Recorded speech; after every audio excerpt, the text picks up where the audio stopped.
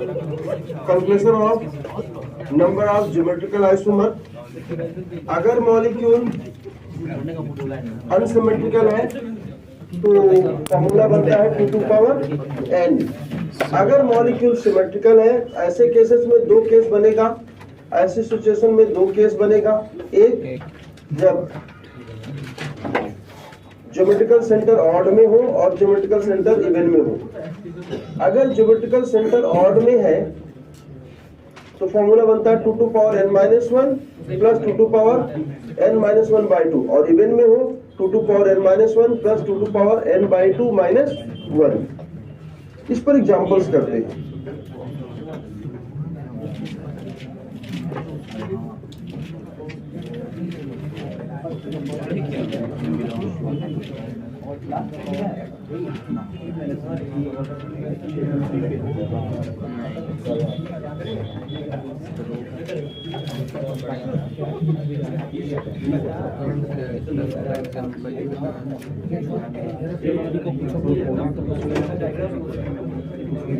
पूरा बोर्ड भर दिया सर।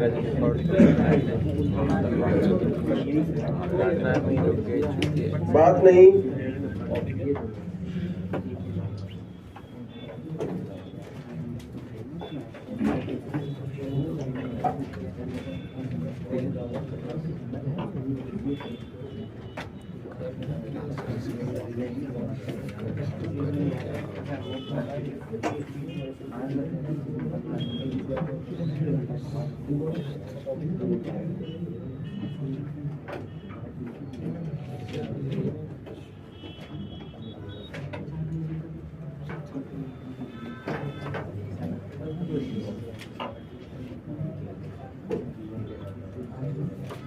उसका एग्जाम्पल दे रहे हैं जो था सिमेट्रिकल मॉलिक्यूल का एग्जाम्पल है। अब देखिए इसमें पहले तो आप ये चेक कीजिए मॉलिक्यूल सिमेट्रिकल है या अनसिमेट्रिकल है। क्या करते हैं, नंबर लिखते हैं 1 2 3 4 5 6 7 8 9 10 11 12। आपने जो रेड नंबर से नंबरिंग की है उसमें जरा देखो डबल बॉन्ड कहाँ कहाँ पर है। 2 पर है, 4 पर है, 6 पर है, 8 पर है, 10 पर है। और CH3 ग्रुप कहाँ कहाँ है, 4 पर है और 9 पर। अब आप इधर से भी नंबरिंग कर लो, 3 4 5 6 7 8 9 10 11 12। तो जो हमने इधर से नंबरिंग की है तो डबल बॉन्ड कहाँ कहाँ पर है, 2 पर है और 4 पर है, 6 पर है, 8 पर है, 10 पर है। और CH3 ग्रुप कहाँ पर है, 4 पर है और 9 पर। तो जो इधर से है वही स्ट्रक्चर, इसका मीनिंग है, ये इंडिकेशन है कि मॉलिक्यूल क्या है, सिमेट्रिकल है। मॉलिक्यूल सिमेट्रिकल है। अब आप सिमेट्रिकल का फॉर्मूला लगा सकते हो। पहले आपको या तो ऑब्जर्वेशन से डायरेक्टली ऑब्जर्व करके देख लो सिमेट्रिकल है या नहीं। अगर उसमें दिक्कत हो रही है तो आप इस तरह से नंबर यूज करके सिमेट्री देख सकते हैं कि मॉलिक्यूल सिमेट्रिकल है या नहीं। यहाँ पर कितने सेंटर हैं, एक तो ये है जहां पर ज्योमेट्रिकल हो सकता है। There are 5 center, n = 5। तो फिर total number of geometrical isomer 2 to power n-1 2 to power n-1/2 2 to power 5-1 plus 2 to power 5-1/2 2 to power 4 that is equal to 16।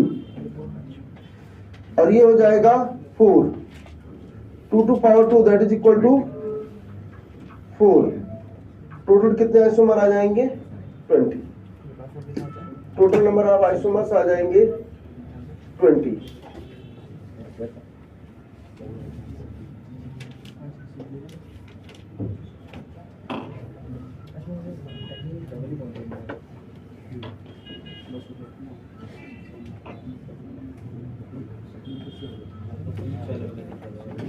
दूसरा example CH3 CH double bond CH,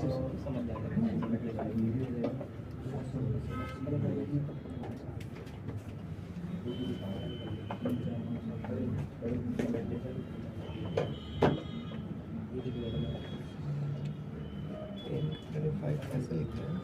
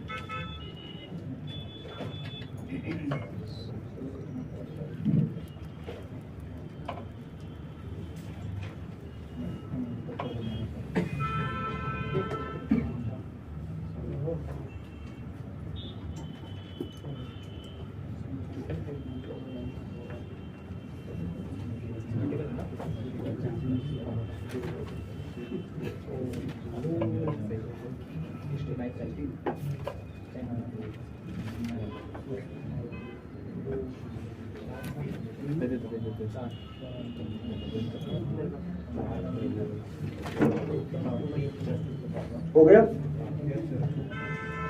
इसमें molecule symmetrical है तो दिख रहा है। तो पहले देखेंगे सिचुएशन है सिमेट्रिकल का, n equal to 4, total number of geometrical isomer 2 to power 4 minus 1 2 to power 4 by 2 minus 1, ये 8 हो जाएगा और 2 that is equal to 10। Next CH2 double bond CH, CH double bond N, CH2 N double bond N,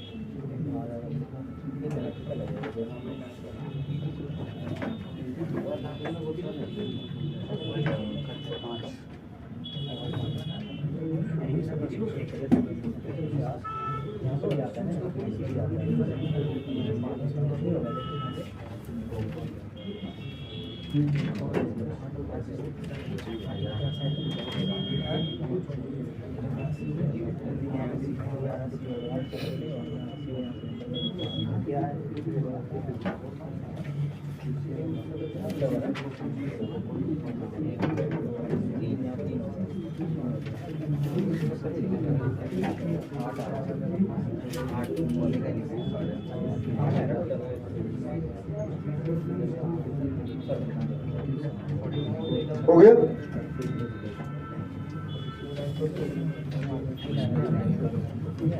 इसमें देखो पहले तो molecule symmetrical है unsymmetrical. पहला सिचुएशन ये है अनसिमेट्रिकल। अब कहां पर सेंटर है? ये सेंटर है। क्यों? क्योंकि दो हाइड्रोजन है आइडेंटिकल। ये सेंटर है, ये भी सेंटर है, ये सेंटर है, रिंग के अबाउट भी सेंटर है, ये सेंटर नहीं। पहले देख लो कहीं कोई कंफ्यूजन है। यहाँ पर ज्योमेट्रिकल आइसोमर्स नहीं हो सकते क्योंकि CH2 है। अगर यहाँ H की जगह कुछ और होता है, एक H होता है, एक Cl होता तो हो जाता, दोनों H है इसलिए नहीं हुआ। CH डबल बॉन्ड N, यहाँ पर एक ग्रुप इधर वाला हुआ, दूसरा लोन पेयर हो जाएगा। नाइट्रोजन में एक ग्रुप इधर हुआ, दूसरा लोन पेयर हो जाएगा। ये अलग अलग हुए। रिंग के अबाउट भी यहाँ पर ये ग्रुप है, दूसरा हाइड्रोजन, ये ग्रुप है अलग अलग, लेकिन हाँ यहाँ सिमेट्री है। सो टोटल N कितना आ गया यहाँ पर? 1 2 3 4। So total number of Gi that is equal to 2 to power 4, that means 16.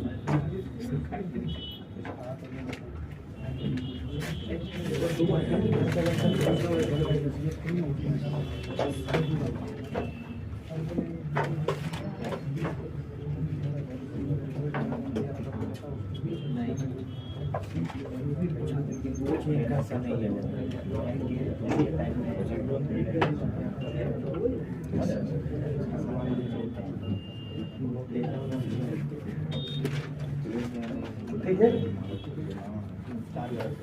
ये कैलकुलेशन सभी को समझ आया? कितने बच्चों को समझ में आ गया है? किसी को कुछ डाउट लग रहा है? पहले तो आपको ये फाइंड करना होगा कहां कहां ज्योमेट्रिकल आइसोमेरिज्म हो सकता है। जहां जहां ज्योमेट्रिकल आइसोमेरिज्म हो सकता है उस पॉइंट के अबाउट मींस पहले रिस्ट्रिक्टेड रोटेशन खोजेंगे, फिर दूसरी कंडीशन देखेंगे, उसके बाद मॉलिक्यूल सिमेट्रिकल या नहीं है फिर कैलकुलेट कर लेंगे। Next, properties of cis trans isomer. Properties of cis trans isomer. Properties of cis trans isomer.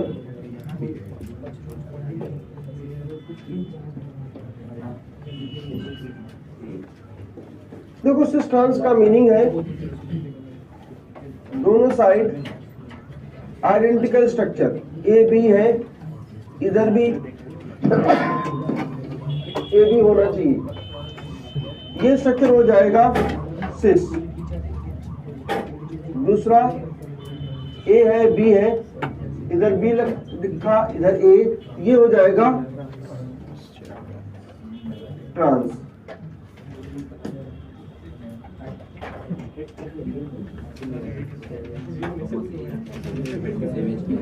एक सिस हुआ, दूसरा trans.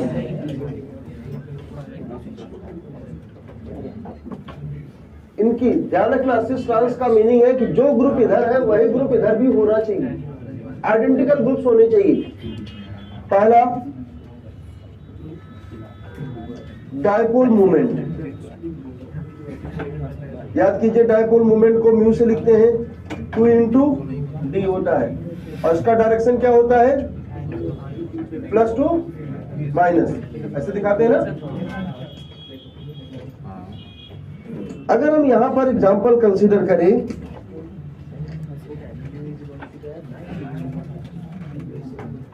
Chlorine hydrogen, chlorine hydrogen, chlorine पर कैसा चार्ज आएगा? प्लस या माइनस?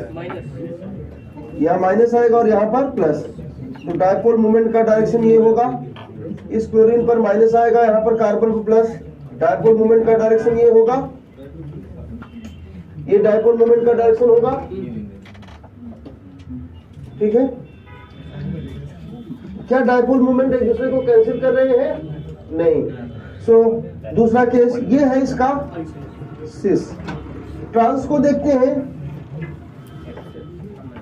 Cl है, H है, Cl है, H है, यहां पर माइनस प्लस, डायपोल मूवमेंट का ये डायरेक्शन हुआ। सिमिलरली यहां माइनस प्लस, डायपोल मूवमेंट का ये डायरेक्शन। क्या ये दोनों डायपोल एक दूसरे को कैंसिल कर रहे हैं? Yes sir. बिल्कुल 180 डिग्री पर है, एक ऊपर जा रहा है दूसरा नीचे, ऐसे कैंसिल हो रहा है। सो ये हुआ ट्रांस। हम ये कह सकते हैं कि म्यू जो है इसका नॉट इक्वल टू 0 है, यहाँ सीधे सीधे म्यू इक्वल टू 0 है। ट्रांस का डायपोल मोमेंट 0 है, इसलिए ट्रांस मॉलिक्यूल यहां पर पहला point, dipole moment of cis greater than dipole moment of trans. दूसरा पॉइंट, सिस जो है इसको हम बोलेंगे पोलर मॉलिक्यूल और ट्रांस को कहेंगे नॉन पोलर, क्योंकि उसका नेट डायपोल मोमेंट 0 है। सिस में नेट पोलरिटी प्रेजेंट है, ट्रांस में नेट पोलरिटी नहीं है। क्यों? क्योंकि सिस के केस में डायपोल ऐड हो रहे हैं और ट्रांस के केस में डायपोल कैंसिल हो रहे हैं। ट्रांस में डायपोल का कैंसिलेशन हो रहा है और सिस में डायपोल का कैंसिलेशन नहीं हो रहा है।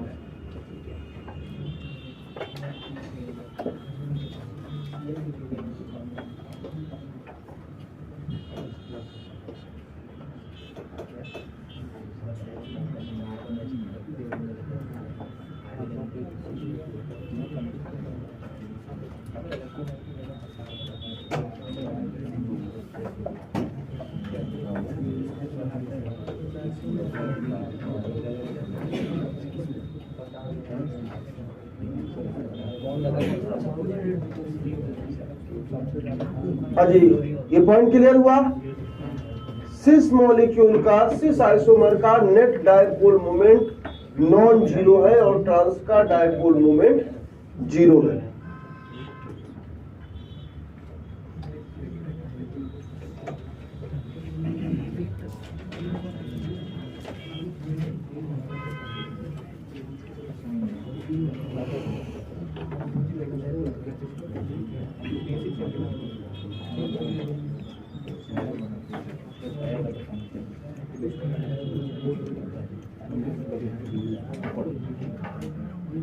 तो ध्यान रखना, सिस का नेट डायपोल मोमेंट है, इसलिए सिस मॉलिक्यूल पोलर होता है और trans non polar.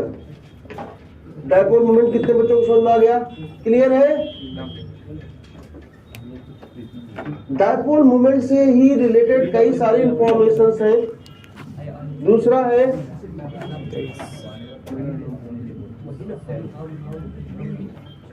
Boiling point. देखो, बॉइलिंग पॉइंट बेसिकली किस पर डिपेंड करता है? बॉइलिंग पॉइंट डिपेंड करता है intermolecular force of attraction in liquid phase. Boiling point liquid की प्रॉपर्टी है, मेल्टिंग पॉइंट सॉलिड की प्रॉपर्टी है। So this one is directly proportional to inter molecular force of attraction in liquid phase।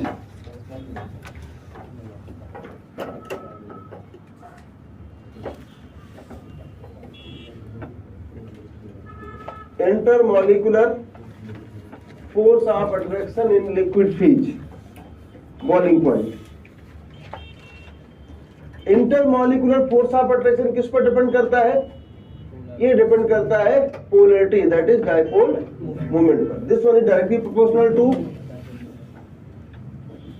Polarity of molecule. Polarity का सीधा सा meaning है dipole moment of molecule. Dipole movement of molecule।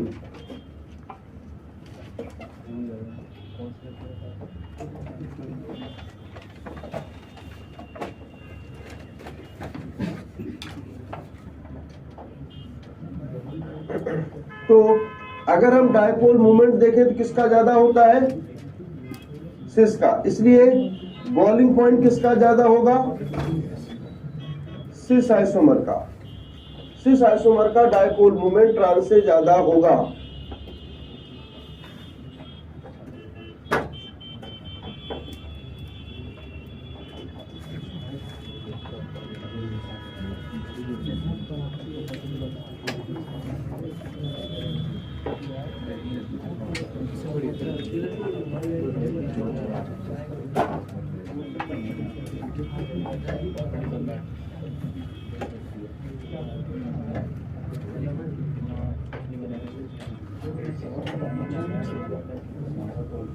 क्या हो गया?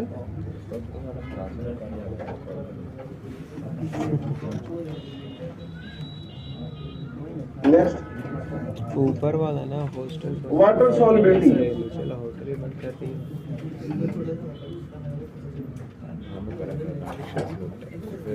देखो वाटर में वही मॉलिक्यूल सॉल्युबल होते हैं जिनमें पोलरिटी होती है।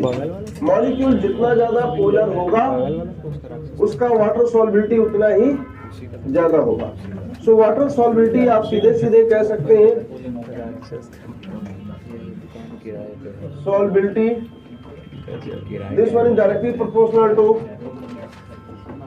पोलरिटी ऑफ मॉलिक्यूल, या इनडायरेक्टली कहे डायपोल मोमेंट। सो इसके बेसिस पर अगर हम वाटर सॉल्युबिलिटी का केस देखें तो सिस आइसोमर ट्रांस के कंपैरिजन में ज्यादा वाटर सॉल्युबल होगा। सिस ट्रांस के कंपैरिजन में ज्यादा वाटर सॉल्युबल होगा।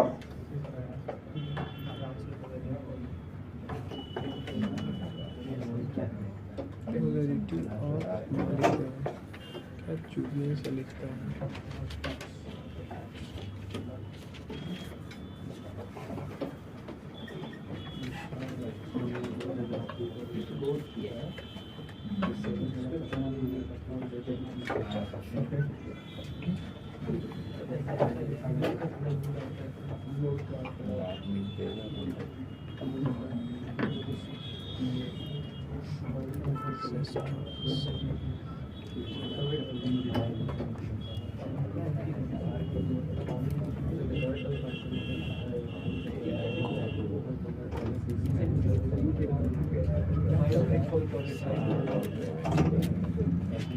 हिमालय का सिर्फ वो बीच वाला पत्ता जल रहा है, इधर वाला का नहीं जल रहा है, इधर वाला का एच भी जलना चाहिए। तो थोड़ा सा पता चले कि एच वाला वो पत्ता है तो इसमें पत्ता है। सिस ट्रांस से ज्यादा वाटर सॉल्युबल होगा। ठीक है, next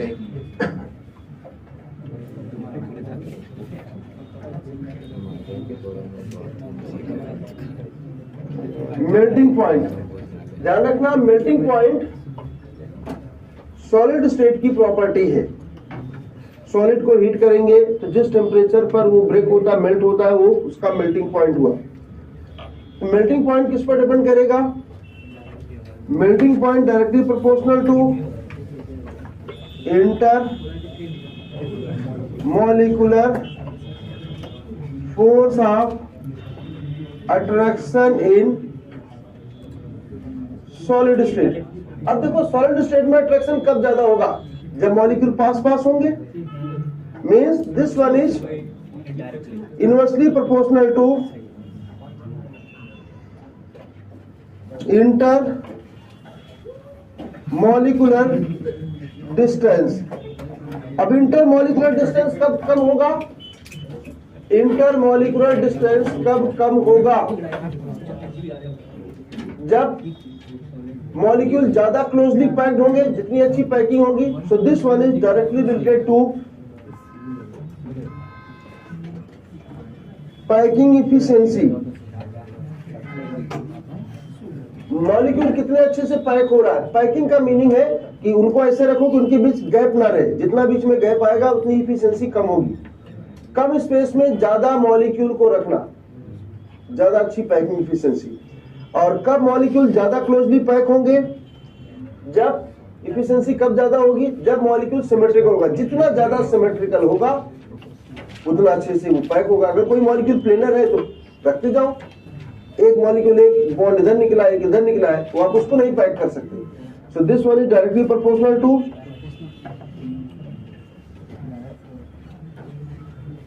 symmetry of molecule. Molecule जितना ज्यादा सिमेट्रिकल होगा उसकी पैकिंग इफिशिएंसी उतनी ही ज्यादा होगी।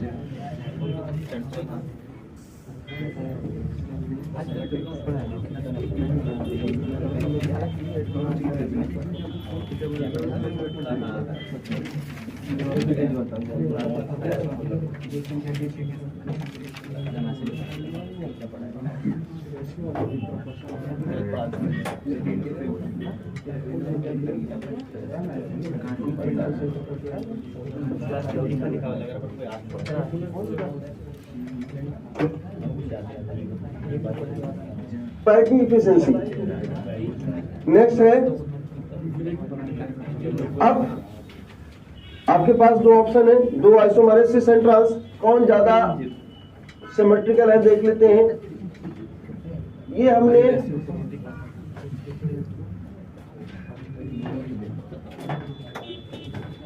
यहां पर देखोगे तो ये है आपका सिस आइसोमर। सिस में अगर हम ऐसे देखें तो मॉलिक्यूल टू इक्वल पार्ट में डिवाइड हो रहा, मीन सिमेट्रिकल तो है, इस प्लेन के अबाउट मॉलिक्यूल सिमेट्रिकल है।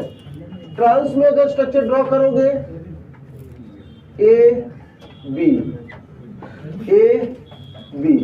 तो ट्रांस के केस में ट्रांस हुआ का चौथी आदमी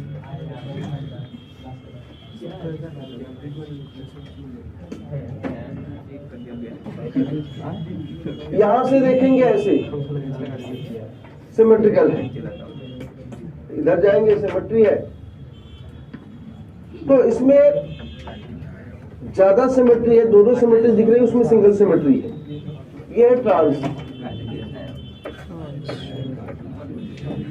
मोर symmetrical trans, this one will be more symmetrical.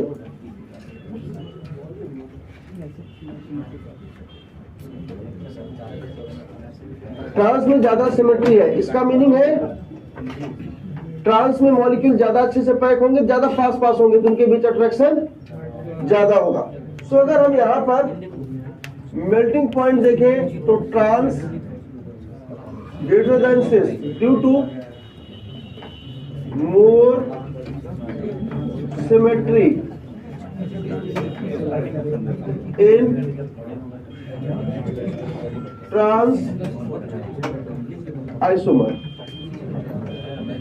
due to more symmetry in trans isomer।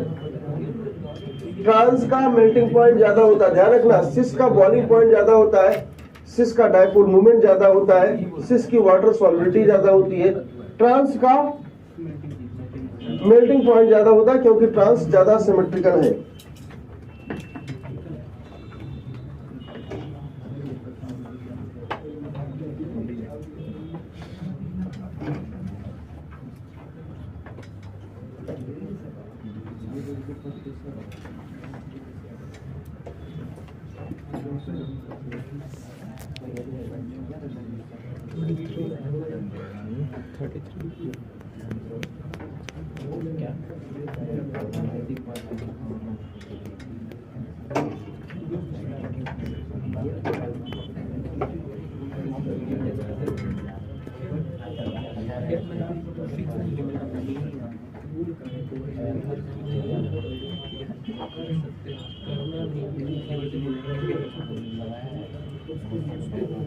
Next है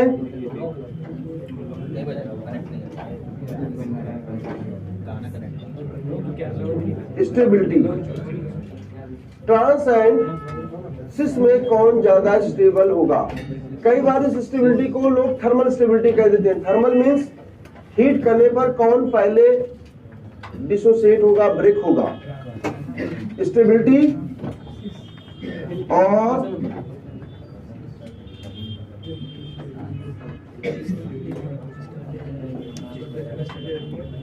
थर्मल स्टेबिलिटी, स्टेबिलिटी और थर्मल स्टेबिलिटी।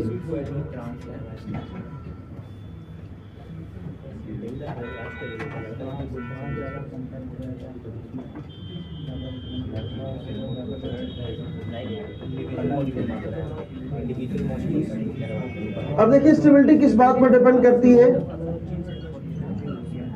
स्टेबिलिटी का रिलेशन किसके साथ है। स्टेबिलिटी का पहला रिलेशन एनर्जी के साथ है। जिस मॉलिक्यूल की एनर्जी ज्यादा होती है वो कम स्टेबल होता है, जिसकी एनर्जी ज्यादा होगी वो कम स्टेबल होगा। या फिर आप ये कह सकते हैं जिसमें रिपल्सन ज्यादा होता है वो कम स्टेबल होगा, जिसमें अट्रैक्शन ज्यादा होता है वो ज्यादा स्टेबल होगा। Means stability directly proportional to energy या फिर डायरेक्टली प्रोपोर्शनल टू, सॉरी बेटा, इनवर्सली प्रोपोर्शनल टू एनर्जी या फिर इनवर्सली प्रोपोर्शनल टू रिपल्सन या directly proportional to attraction, directly proportional to attraction.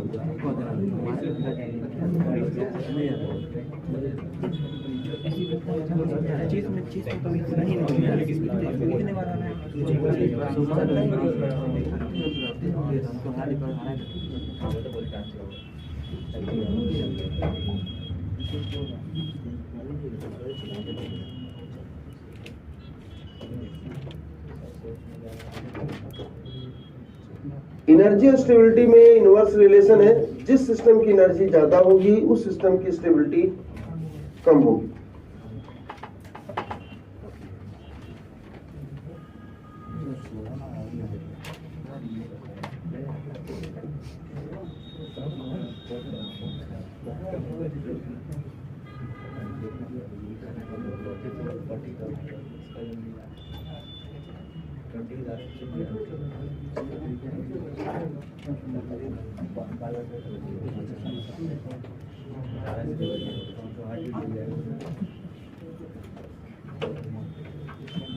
मेरा स्ट्रेस ज़्यादा होना चाहिए, लेकिन हम मेजर करके थोड़ा मेरा मेजर करें।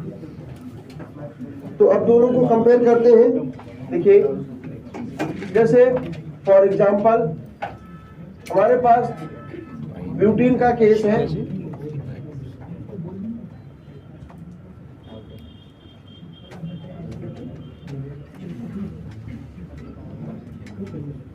ये है इसका सिस आइसोमर।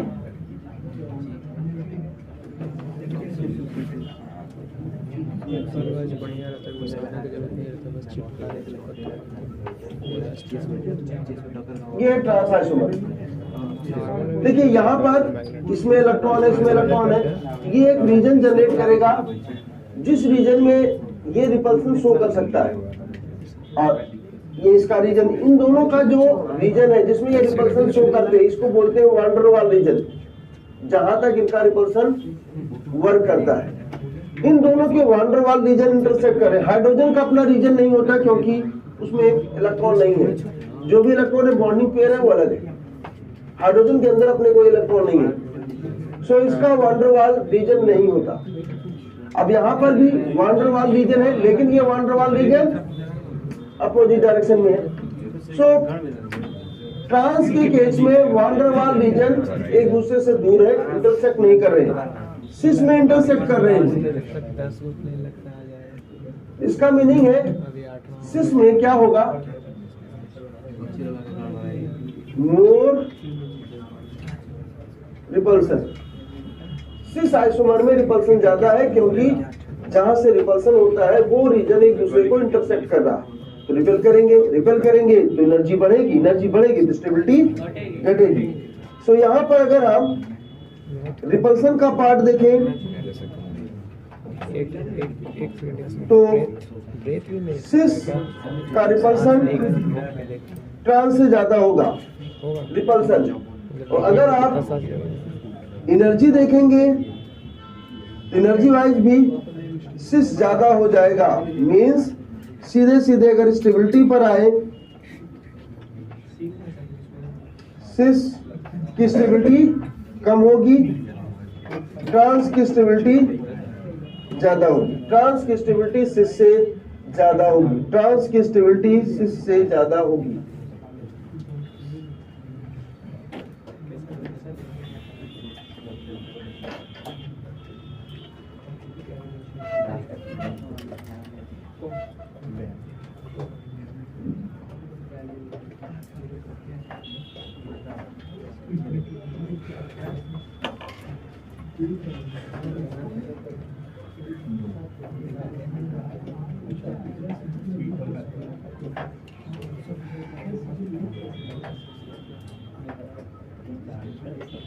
उसमें से 5 बार सांस करने के क्या होता है, एक महीना पहले मारे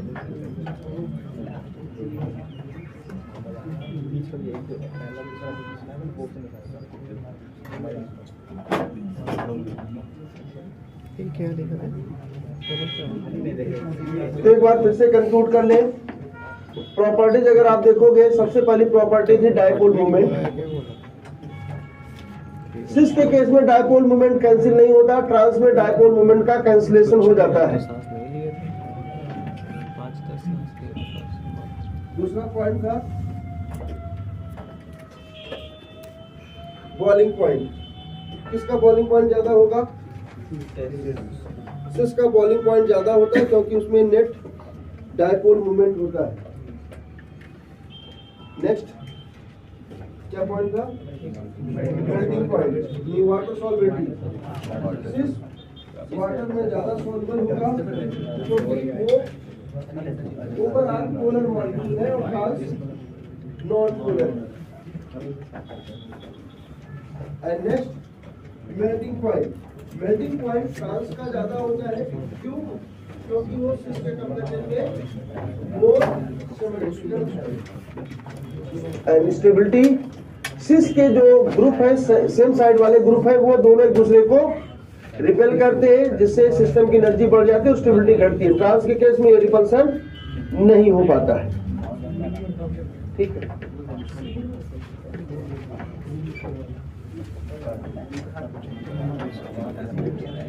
तो ये तो पार्ट था ज्योमेट्रिकल आइसोमर्स का। नेक्स्ट लिखो optical isomerism. Next optical isomerism.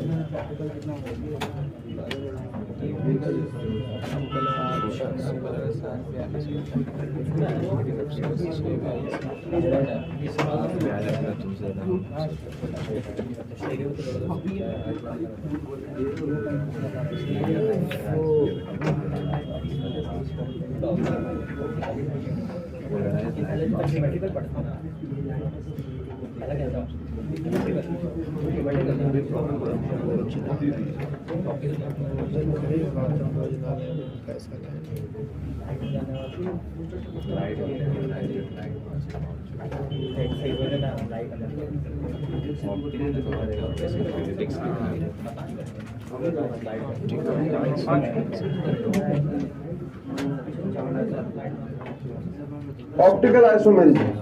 तो ऑप्टिकल आइसोमर किसे कहते हैं?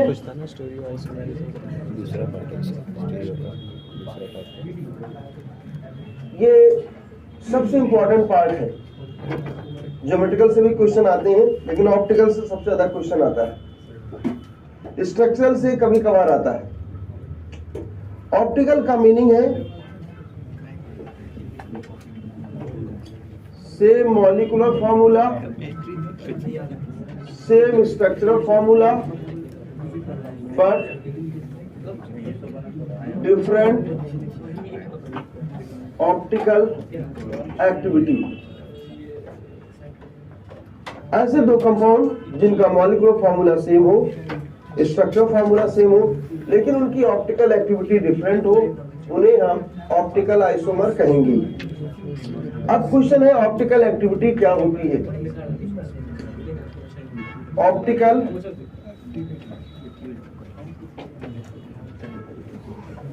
Activity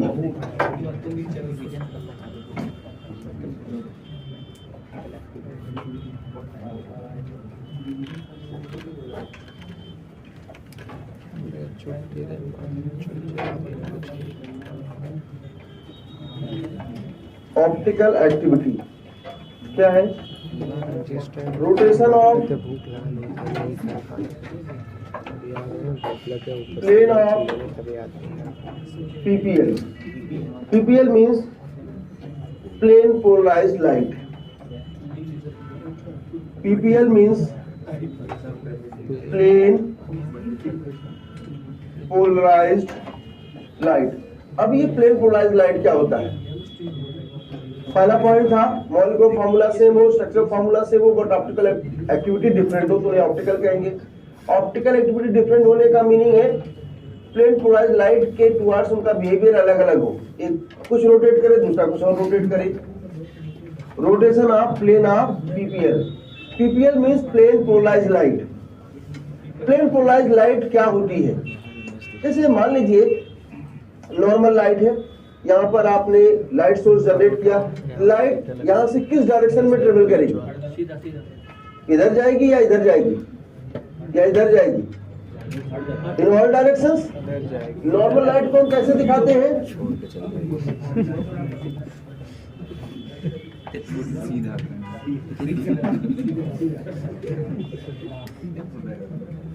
normal light.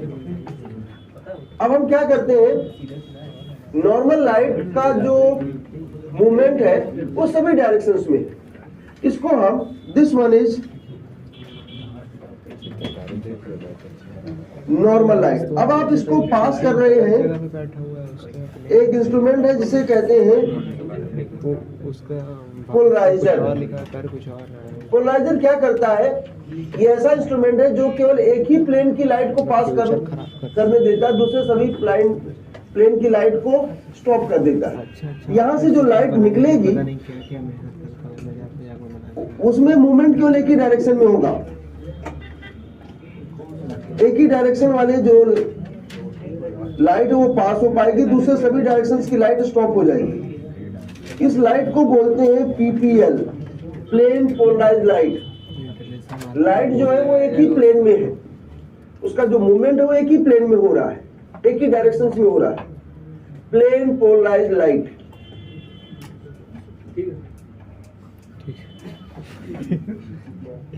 अब ये बात समझ में आई? नॉर्मल लाइट में जो भी मूवमेंट है वो सभी डायरेक्शंस में होगा।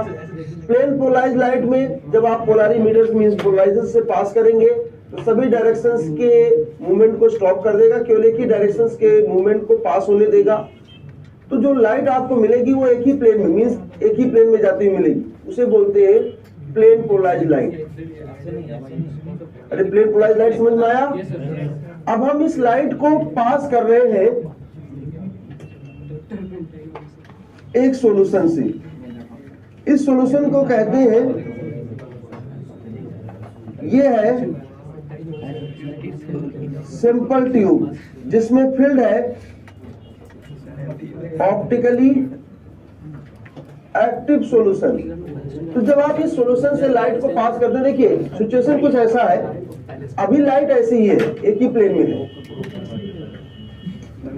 जब हम इस सॉल्यूशन से पास करते हैं तो लाइट का प्लेन घूम जाता है।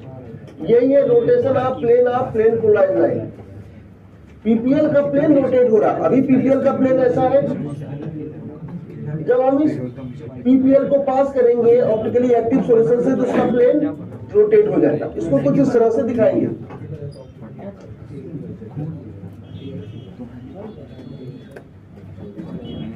ये थोड़ा सा रोटेट हो गया।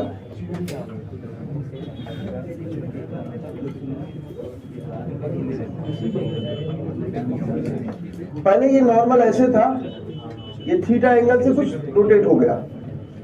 ये जो रोटेशन हो रहा है इसी को बोलते हैं ऑप्टिकल एक्टिविटी। इसी को कहा जाता है ऑप्टिकल एक्टिविटी। हमने नॉर्मल लाइट क्यों नहीं यूज किया? नॉर्मल लाइट से अगर नॉर्मल लाइट को पीपीएल से उधर से पास कर दें ऑप्टिकली एक्टिव सॉल्यूशन से क्या होगा?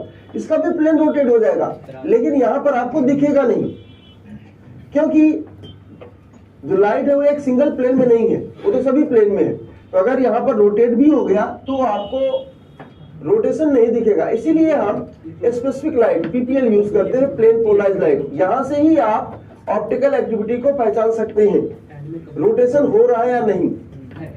तो सिंपली ऑप्टिकल एक्टिविटी क्या है? Rotation of plane of PPL. Rotation of plane polarized light is known as optical activity. हाँ, ये रोटेशन किस डायरेक्शन में होगा? तो ये रोटेशन क्लॉकवाइज में भी हो सकता है और एंटी क्लॉकवाइज में भी हो सकता है। अगर क्लॉकवाइज में रोटेशन हुआ तो उसके लिए हम डेक्स्ट्रो टर्म यूज करते हैं, कुछ टर्म्स है उन्हें आगे लिखेंगे। पहले यहाँ तक नोट कर लो और अच्छे से समझ लो ये होता क्या है। देखिए ये सभी टर्म्स आपसे एग्जाम में नहीं पूछे जाते, बीच बीच में यूज होते हैं। आपको पता तो होना चाहिए पीपीएल किसे कहते हैं। पीपीएल नॉर्मल लाइट से अलग है। नॉर्मल लाइट में मूवमेंट सभी डायरेक्शंस में, पीपीएल में केवल एक ही डायरेक्शन में। एक ही प्लेन में आपको लाइट बची है, दूसरे सभी प्लेन की लाइट को आपने स्टॉप कर दिया है। और इसी के प्लेन के रोटेशन को ही हम ऑप्टिकल रोटेशन कहते हैं। इसी के प्लेन के रोटेशन को ही हम ऑप्टिकल रोटेशन कहते हैं।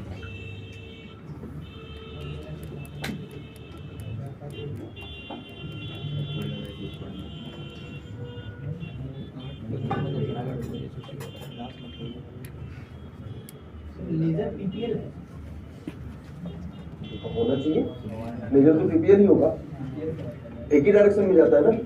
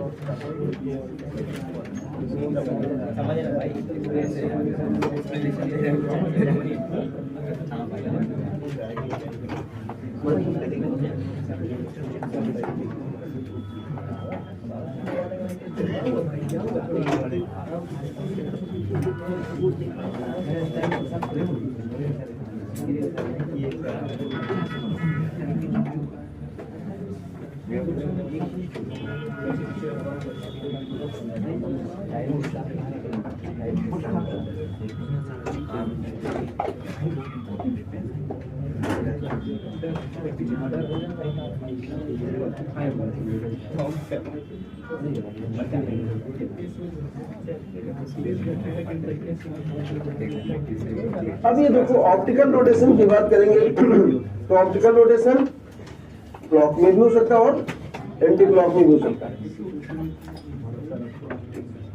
Optical rotation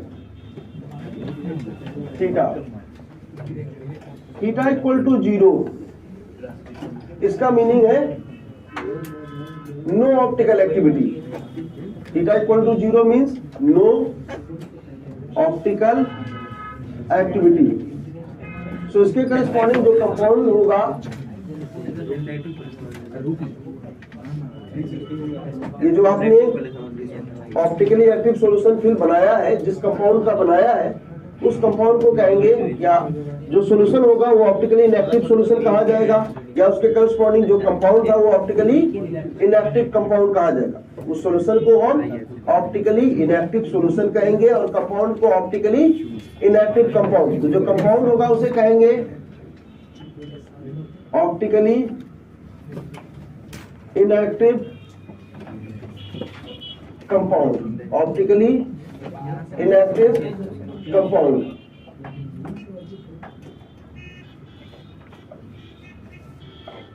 theta not equal to 0, तो दो पॉसिबिलिटी होगी। क्या? थीटा जो है वो क्लॉकवाइज हो और theta anti clockwise. Clockwise rotation हुआ और एंटी क्लॉकवाइज रोटेशन हुआ। क्लॉकवाइज रोटेशन को कहा जाता है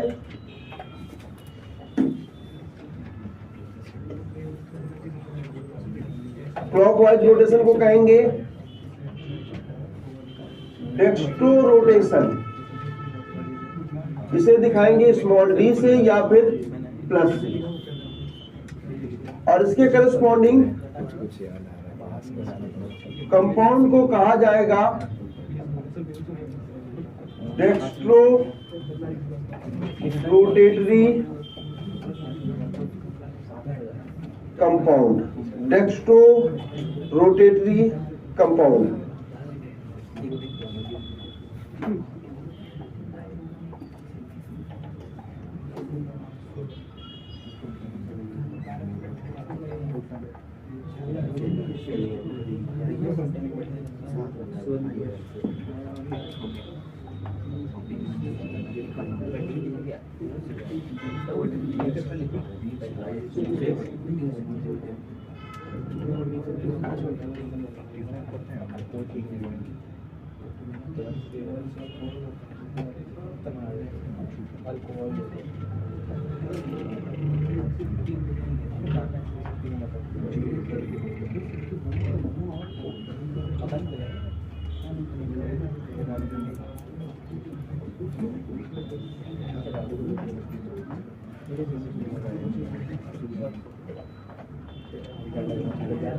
सिमिलरली एंटी क्लॉकवाइज को इसे कहते हैं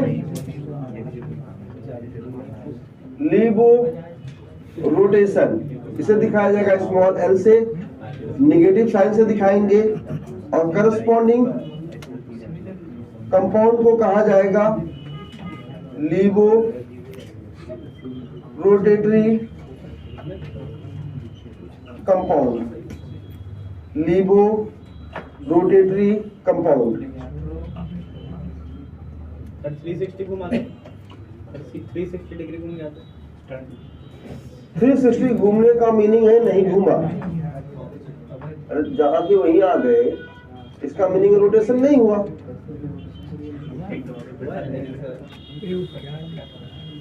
360 डिग्री अगर रोटेशन हुआ तो हम कहेंगे ऑप्टिकली इनएक्टिव, क्योंकि रोटेशन दिखेगा आपको।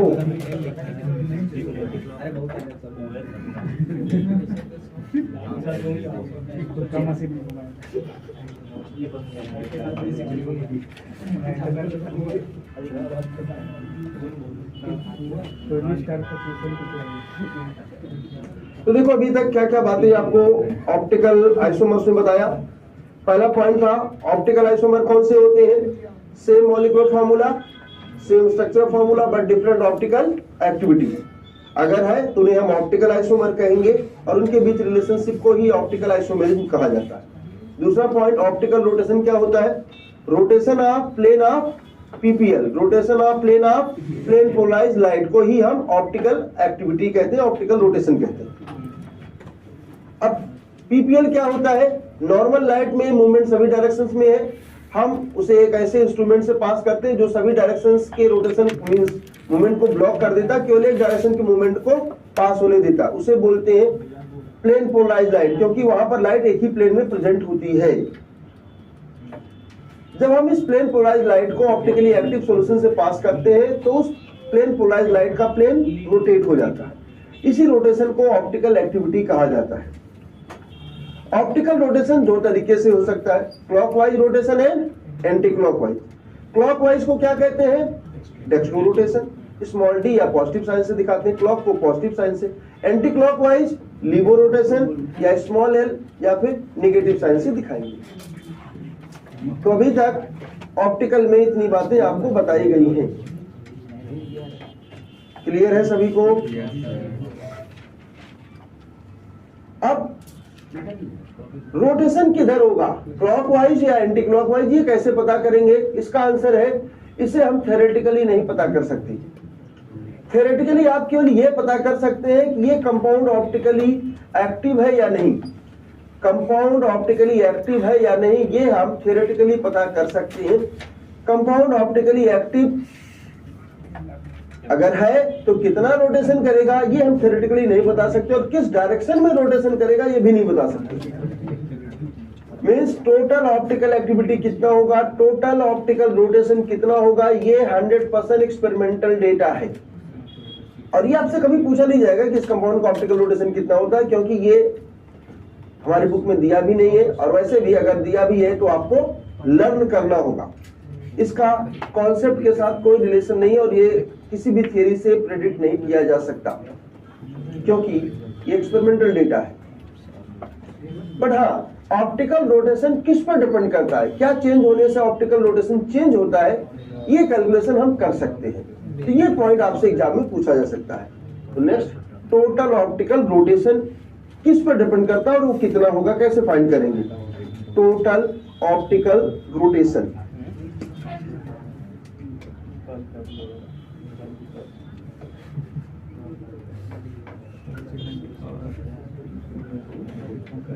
Total optical rotation theta. देखिए, जब हम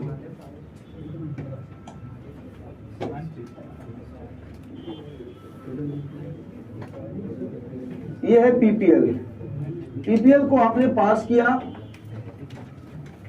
किससे पास किया?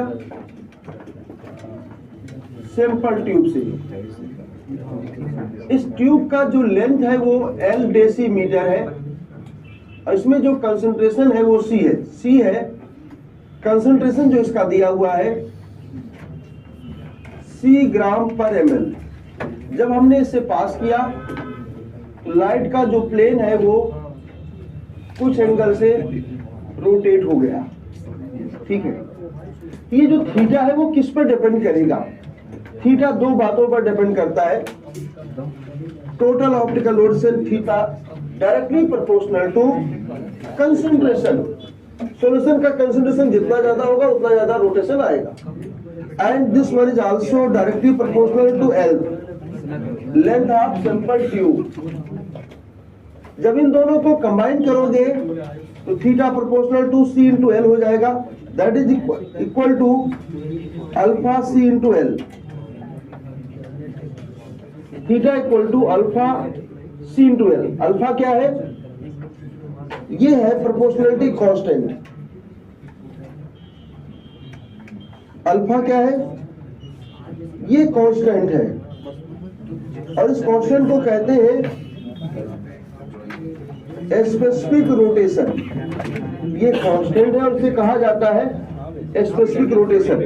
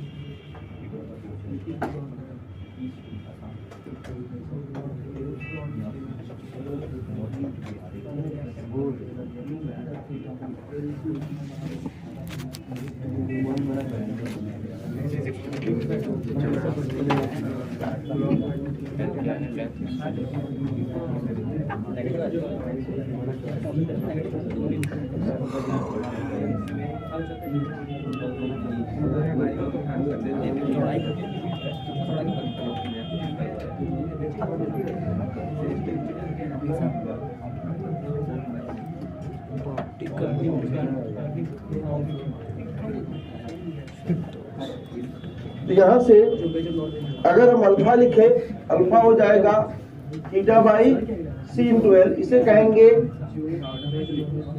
Specific rotation. अच्छा, इसे स्पेसिफिक रोटेशन क्यों कहा जाता है?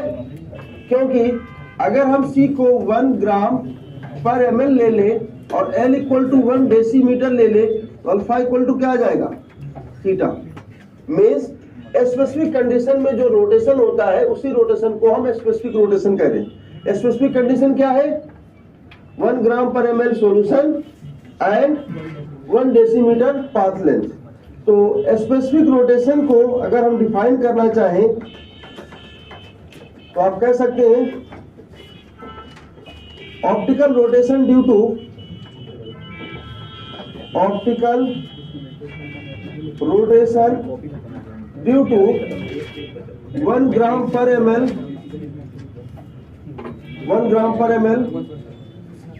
concentrated solution 1 gram per ml.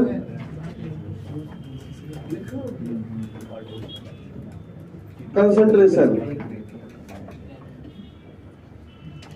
1 gram per ml concentration of solution. Yeah, सीधे लिखिए 1 gram per ml and 1 decimeter path length.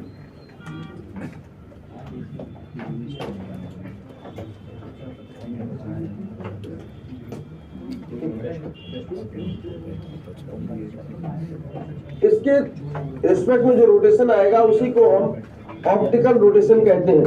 For example, जैसे मान लीजिए एल दिया हुआ हो 40 सेंटीमीटर, सी दिया हुआ हो 2 ग्राम पर ml, थीटा दिया हो 120 degree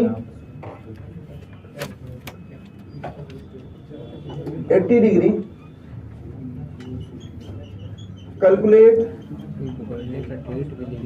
specific rotation.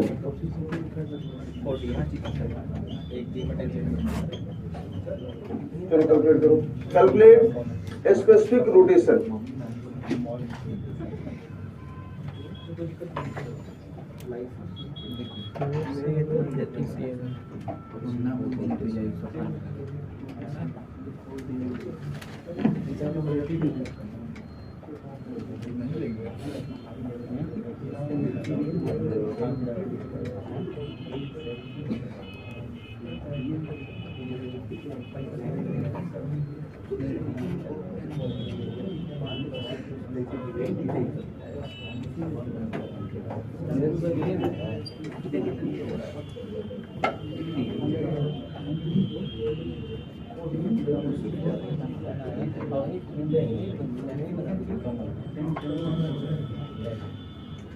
Forty centimetre है और 2 ग्राम पर ml है.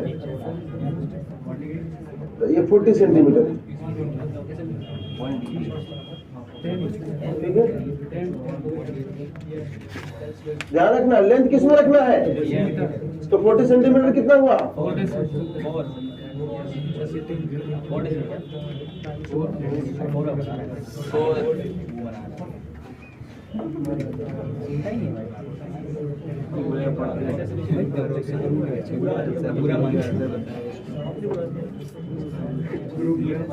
यहाँ से alpha equal to theta by C into L. Theta कितना है? 80 डिग्री, सी है 2, एल है 4, that is equal to 10 degree. Degree में लिखना है. इसका स्पेसिफिक रोटेशन 10 डिग्री होगा.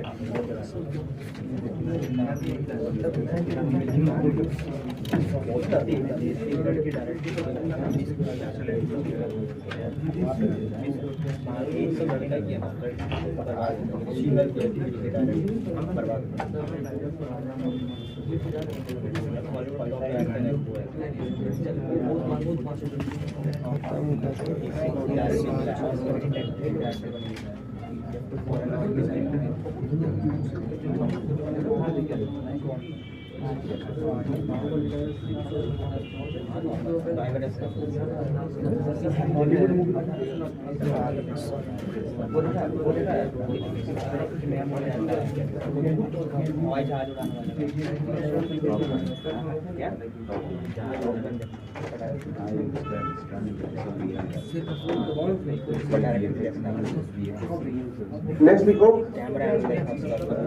अब ये तो जनरल टर्म था, ये तो जनरल टर्म थी. अब आते हैं मेन पॉइंट पर। एक्चुअली ऑप्टिकल आइसोमर्स में आपको उन कंपाउंड्स के बारे में पढ़ना है जो ऑप्टिकल एक्टिविटी शो करते हैं या जिनके करस्पॉन्डिंग ऑप्टिकल आइसोमेरिज्म हो सकता है। तो उन कंपाउंड को हम कैसे पहचानेंगे? रीडिंग लिखो। Condition of optical activity.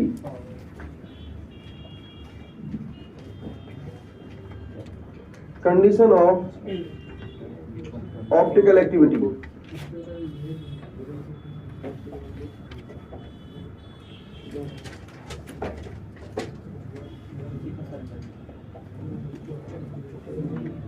Condition of optical activity पहला है फंडामेंटल कंडीशन। ये होता है कायरलिटी। जो फंडामेंटल कंडीशन है उसे हम कायरलिटी कहते हैं।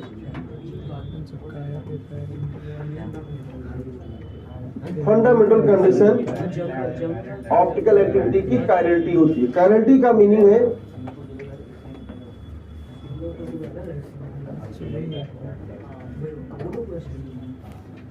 Non super imposable object and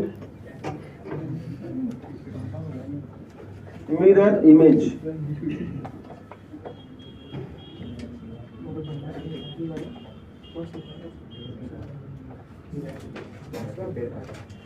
non superimposable object and mirror image। Actually जो डिफिनेशन है वो सिंपल सा डिफिनेशन है। कायरल ऑब्जेक्ट, इसका मिरर इमेज लोगे डिफरेंट आएगा। कायरल ऑब्जेक्ट, इसका मिरर इमेज लेंगे तो ये सेम आएगा, आइडेंटिकल।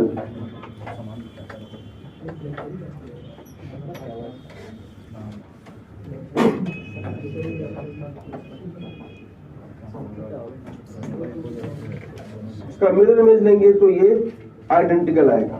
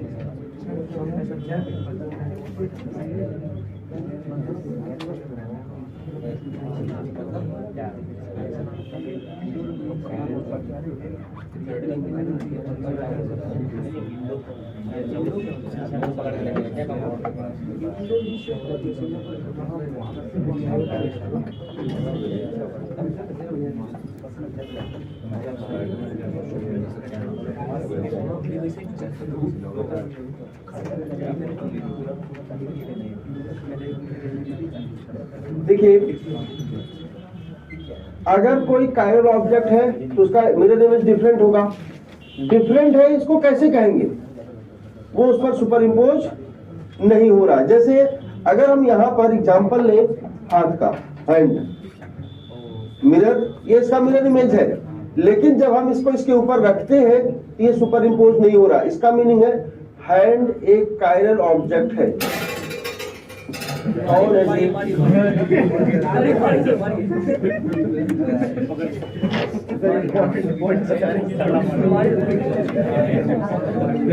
फिर से सुनो, अगर कोई भी मॉलिक्यूल या ऑब्जेक्ट कायरल है, कोई भी मॉलिक्यूल और ऑब्जेक्ट कायरल है, तो उसका मिरर इमेज उस पर नॉन सुपर इम्पोजिबल होगा। फॉर एग्जाम्पल जैसे यहाँ देखते हैं,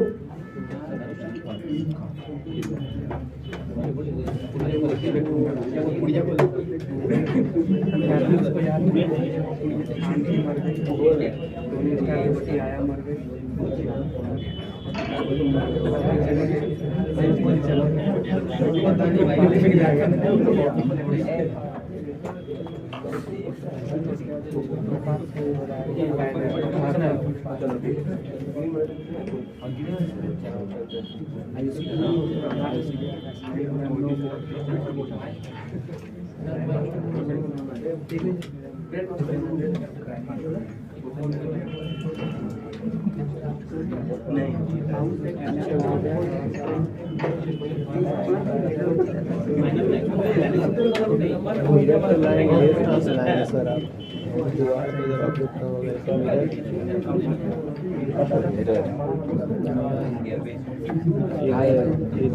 इधर तो अंधेरा होने वाला इंतजार करना पड़ेगा मिरर के लिए।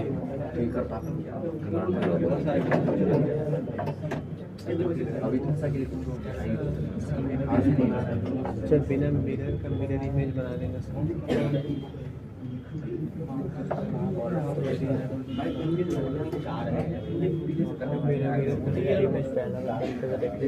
इन दोनों को देखो। एक ऑब्जेक्ट देखिए, हमने आपसे कहा ऑब्जेक्ट एंड मिरर इमेज का रिलेशनशिप देखना आपको। इसे ऑब्जेक्ट मान लेते हैं, क्या ये इस ऑब्जेक्ट का मिरर इमेज है? ये इसका मिरर इमेज है। पहली कंडीशन जो आपको चेक करना है वो ऑब्जेक्ट एंड मिरर इमेज का चेक करना है। ये ऑब्जेक्ट है और ये इसका मिरर इमेज है। अगर हम इस मिरर इमेज को इसके ऊपर सुपर इम्पोज करेंगे तो क्या ये सुपर इम्पोज हुआ? दो बॉन्ड तो आपका मैच कर रहा है लेकिन दो बॉन्ड मैच इसका मीनिंग है ये जो मिरर इमेज है ये इसके ऊपर सुपर इम्पोज नहीं हो रहा है। तो ये जो ऑब्जेक्ट है इसे हम कायरल कहेंगे। कायरल की डिफिनीशन यही है कि इसका जो मिरर इमेज होता है वो डिफरेंट होता है। डिफरेंट होता है, इसको हम कैसे लिखेंगे, कैसे समझेंगे? क्यों? क्योंकि वो उस पर सुपर इम्पोज नहीं हो रहा है, उसके सभी पॉइंट्स एक दूसरे से मैच नहीं कर रहे, तभी तो डिफरेंट। अगर सब मैच कर जाते तो आइडेंटिकल नहीं हो जाता। तो इस मॉलिक्यूल को हम कायरल कहेंगे। अगर कोई भी ऑब्जेक्ट कायरल है तो उसका मिरर इमेज कभी भी आइडेंटिकल हो ही नहीं सकता। अगर कोई भी ऑब्जेक्ट कायरल है तो उसका मिरर इमेज हमेशा डिफरेंट होगा। अगर मॉलिक्यूल अकायरल है तो उसका मिरर इमेज आइडेंटिकल होगा। जैसे एक दूसरा एग्जांपल,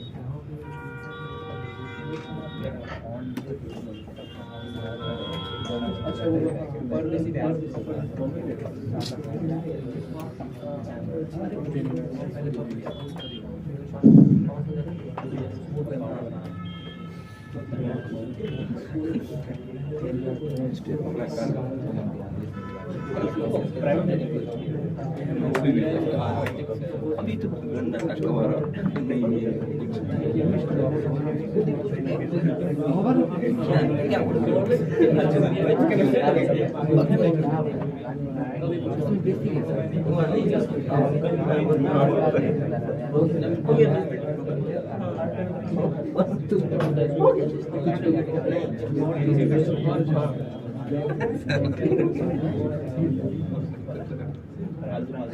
इसे देखो, ये भी ऑब्जेक्ट एंड मिरर इमेज है। ये ऑब्जेक्ट एंड मिरर इमेज है कि नहीं? अब हम इसको इसके ऊपर रखते हैं। जब हमने इसको इसके ऊपर रखा ये पूरी तरह से सुपर इम्पोज हो गया। अब कोई भी केस कर लीजिए कि जब भी रखेंगे हमेशा ये सुपर इम्पोज होगा ही होगा। क्यों? क्योंकि ये जो मॉलिक्यूल है, जो ऑब्जेक्ट बना है, ये अकायरल है। तो ऐसा नहीं है कि जो मिरर इमेज है वो हमेशा सुपर इम्पोज होगा या हमेशा नहीं होगा। मिरर इमेज कभी सुपर इम्पोज होगा, कभी सुपर इम्पोज नहीं होगा। अगर सुपर इम्पोज हो गया तो हम कहेंगे कि वो जो ऑब्जेक्ट था वो अकायरल था। अगर सुपर इम्पोज नहीं हुआ तो हम उसे कहेंगे कायरल। जितने भी कायरल मॉलिक्यूल्स होते हैं वो सभी ऑप्टिकली एक्टिव होते हैं और जितने भी अकायरल मॉलिक्यूल्स होते हैं वो सभी ऑप्टिकली इनएक्टिव होते हैं। अगर कोई मॉलिक्यूल कायरल है तो वो ऑलवेज ऑप्टिकली एक्टिव होगा। तो 2 पॉइंट है यहाँ पर। पहला, all chiral molecules are optically active. दूसरा, all achiral molecules are optically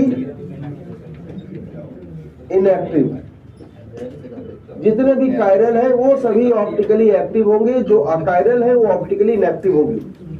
chiral की पहचान क्या है? उसका मिरर इमेज डिफरेंट होगा। अकायरल की क्या पहचान है? उसका मिरर इमेज आइडेंटिकल होगा। आइडेंटिकल का मीनिंग है सुपर इम्पोज हो जाएगा। आइडेंटिकल का मीनिंग है कि वो उसके ऊपर सुपर इम्पोज हो जाएगा। अगर वो डिफरेंट है तो सुपर इम्पोज नहीं होगा।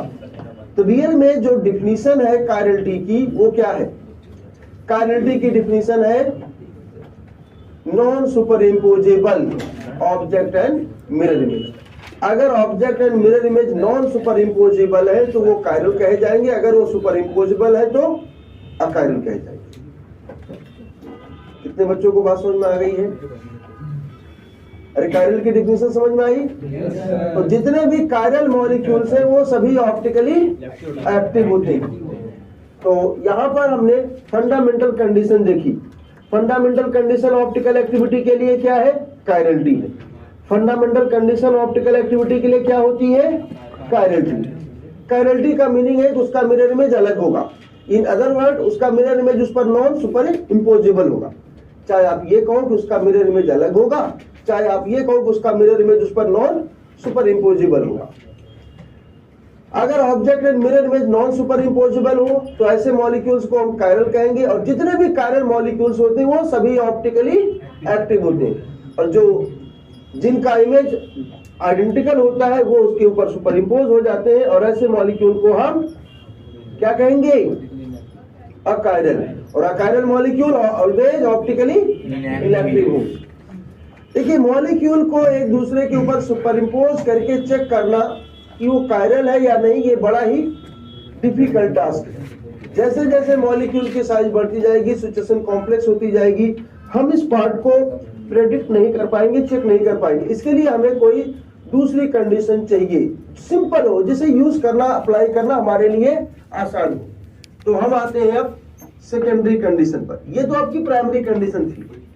सेकेंडरी कंडीशन क्या है? अगर मॉलिक्यूल में plane of symmetry and center of symmetry, ये दोनों सिमेट्रीज एब्सेंट है, तो मॉलिक्यूल कायरल होगा और ऑप्टिकल एक्टिविटी शो करेगा। सेकेंडरी कंडीशन लिख लेते हैं अब।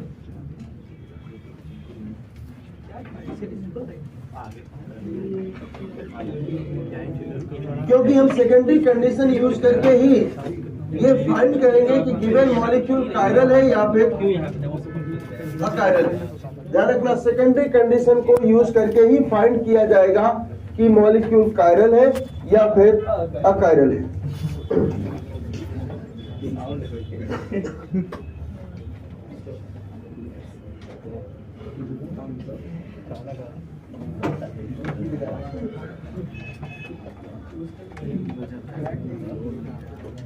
Secondary condition, if molecule have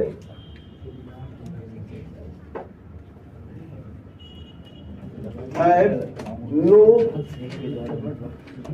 plane of symmetry and no center of symmetry,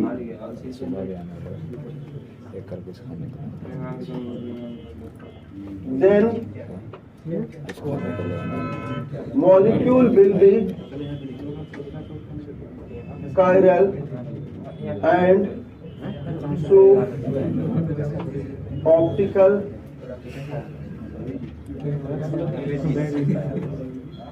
activity and so optical activity.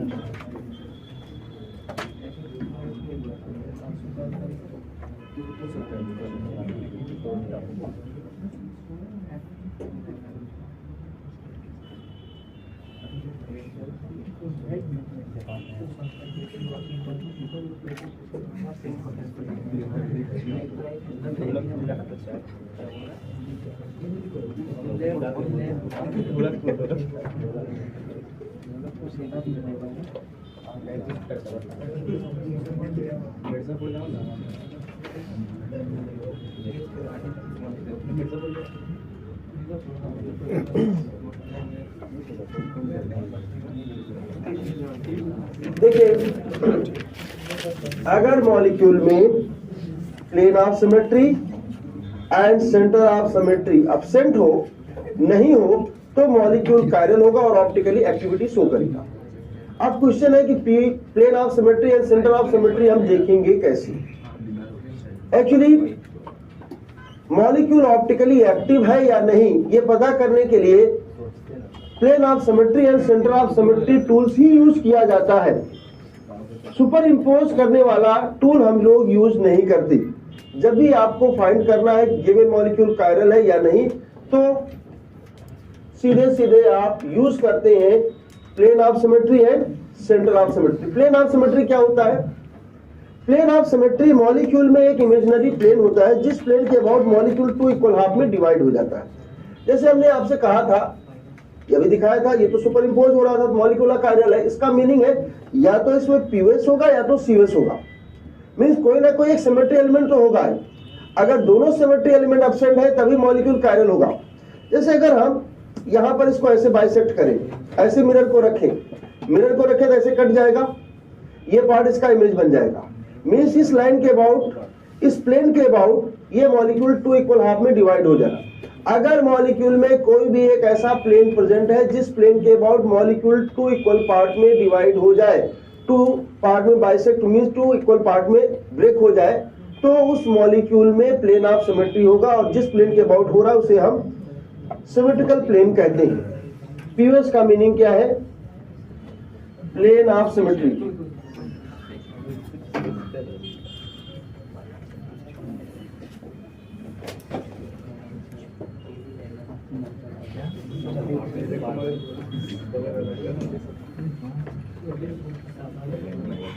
Plane of symmetry क्या होता है? And imaginary plane which divide the molecule in two equal parts, in two equal parts is known as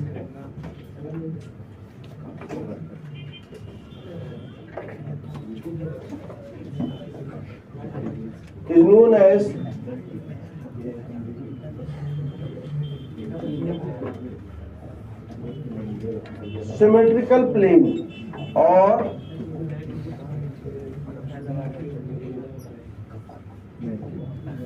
plane of symmetry.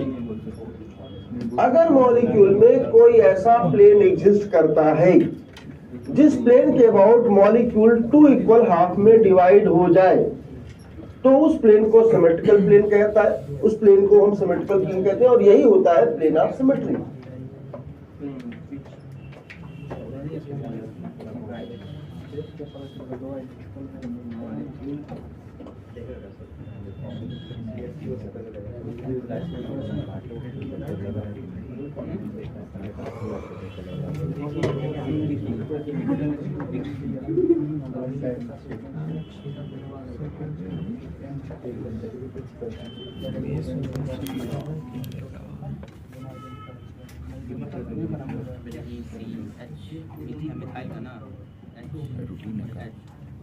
ऐसा दिखता आप होगा इस हिसाब से बन गया था। याद है टेट्राहाइड्रल से पढ़ा था देखेगा नहीं जो कि टट्टी पोड़ी कम खाते हैं तो देखो खाना पड़ेगा। For example plane of symmetry के लिए आपको मॉलिक्यूल के अंदर एक प्लेन चाहिए जिस प्लेन के अबाउट, एक इमेजिनरी प्लेन चाहिए जिस प्लेन के about molecule two equal part में डिवाइड होगा। जैसे ये केस है, C double bond C FCl FCl। क्या इसमें प्लेन ऑफ सिमेट्री है? क्या इसमें प्लेन ऑफ सिमेट्री है? अगर हम यहां पर मिरर को रखें ऐसे, ये पार्ट इसका इमेज बन रहा है, मींस इस प्लेन के अबाउट, इस इमेजिनरी प्लेन के अबाउट मॉलिक्यूल 2 इक्वल पार्ट में डिवाइड हो जा रहा है, हो रहा है कि नहीं? सो इस मॉलिक्यूल में पीओएस होगा, इस मॉलिक्यूल में पीओएस होगा। अच्छा देखो एक दूसरा एग्जांपल देखते हैं यहां पर।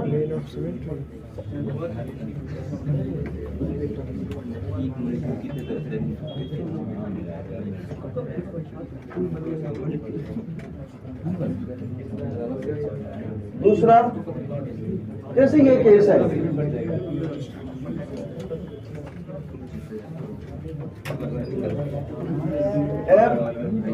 FCl BrI, जरा बताओ इसमें पीओएस है या नहीं? नहीं है सर,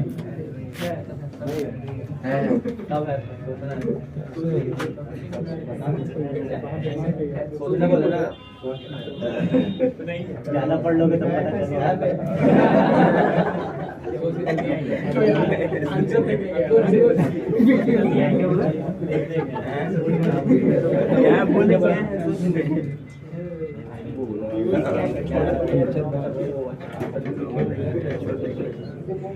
तो इसमें पीओएस है या नहीं? इस मॉलिक्यूल में प्लेन ऑफ सिमेट्री नहीं है। बोले थे ना 100 रुपए का 100 में बिक गए। इस मॉलिक्यूल में पीओएस प्रेजेंट है। कैसे प्रेजेंट है? मॉलिक्यूलर प्लेन के अबाउट, इसमें पीओएस है, मॉलिक्यूलर प्लेन के अबाउट है।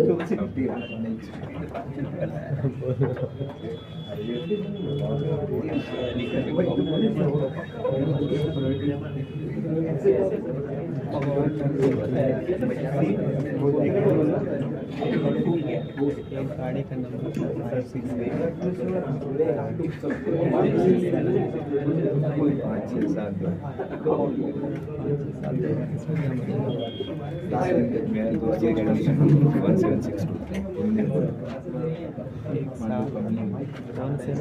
ये हमने चारों ग्रुप को अलग रख दिया। देखिए ऐसे हम डिवाइड नहीं कर सकते, लेकिन अगर हम इसको ऐसे बाइसेक्ट करें, इसके प्लेन में अगर हम इसे बाइसेक्ट करते हैं, इसके प्लेन में ऐसे, मिरर को ऐसे रख रहे हैं इसी के प्लेन में, तो ये पार्ट बाइसेक्ट हो जाएगा, आधा आधा डिवाइड हो जाएगा, ये भी डिवाइड, जितने भी एटम्स है सब डिवाइड हो जाएंगे। तो इधर वाला पार्ट इधर वाला 2 इक्वल पार्ट में डिवाइड हो गया। तो इसमें पीओएस है, लेकिन किस प्लेन में?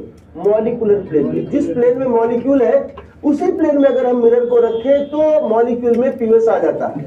यहां से कंक्लूजन और आता है, अगर कोई भी मॉलिक्यूल प्लेनर है फिर तो बाइसेक्ट हो ही जाएगा। अगर कोई मॉलिक्यूल प्लेनर है तो उसमें पीओएस हमेशा होगा अबाउट मॉलिक्यूलर प्लेन। अगर कोई भी मॉलिक्यूल प्लेनर है तो उसमें ऑलवेज पीओएस होगा अबाउट मॉलिक्यूलर प्लेन। तो इसमें पीओएस है। कैसे पीओएस है? अभी तो बता कहां से? विद रिस्पेक्ट टू कौन है जी? कौन बहुत कमेंट कर रहा है? आता जाता कुछ नहीं।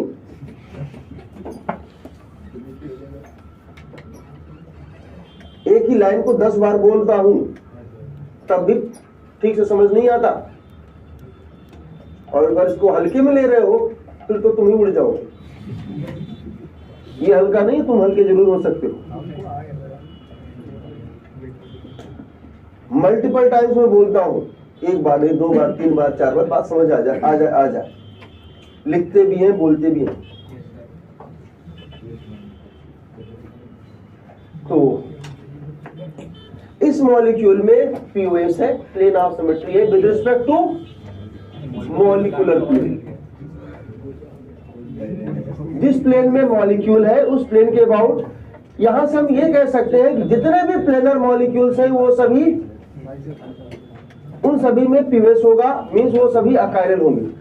यहां से आप कह सकते हैं that is all planar molecules are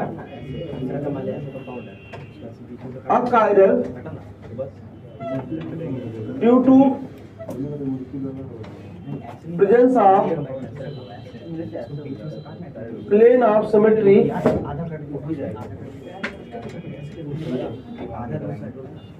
with respect to molecular plane। तो ये बात आपको हमेशा ध्यान रखनी है, अगर कोई भी मॉलिक्यूल प्लेनर है तो वो कभी भी ऑप्टिकली एक्टिव नहीं हो सकता। अगर कोई भी मॉलिक्यूल प्लेनर है तो कभी भी ऑप्टिकली एक्टिव नहीं हो सकता। All planar molecules are always optically inactive, always optically inactive.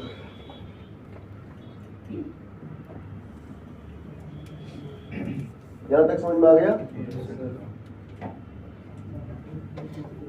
तो मैं बार बार बोलता हूं इसलिए कि चलो एक बार में बात ठीक से नहीं समझ में आई, दोबारा आ जाए, तीसरी बार आ जाए, चौथी बार आ जाए। बट अगर आप सीरियसली नहीं सुनेंगे, देखिए 11th आपने स्टार्ट किया था, देखते देखते 1 साल हो गया। 11th अब हम ये मानते हैं कि आप 11th पास हो चुके हैं। फिर 15 तक थ्योरेटिकल क्लास चलती थी पहले, अब तो हम मार्च में आ गए। तो ठीक है, सिलेबस नहीं पूरा हुआ, कुछ छूटा हुआ है, अलग बात है, क्लास चल रही है, लेकिन थ्योरेटिकली आप 11th पास हो गए, 1 साल हो गया। कितने सारे चैप्टर्स आपके निकल गए।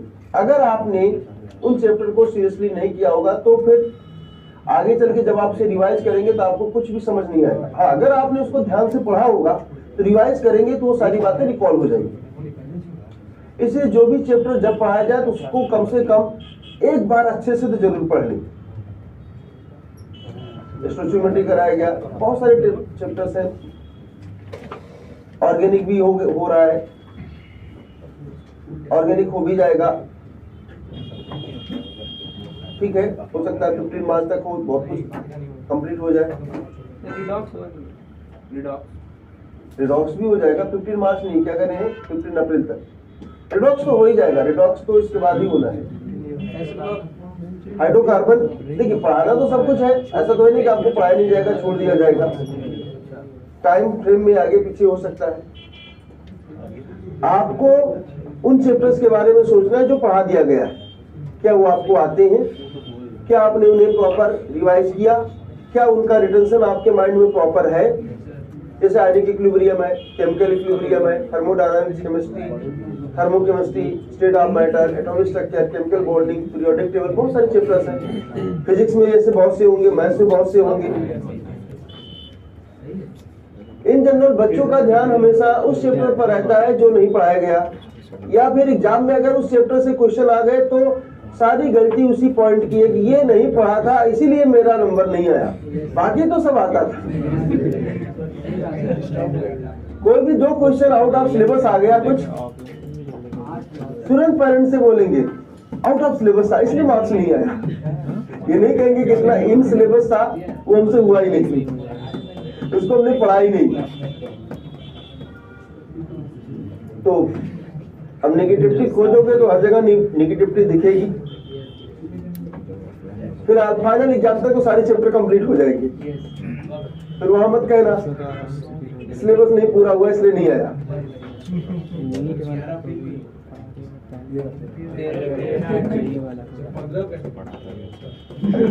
ठीक है, ये हम इस एग्जाम की बात नहीं कर रहे हैं, हम तो फाइनल एग्जाम की बात करें जो आप 2024 में देंगे,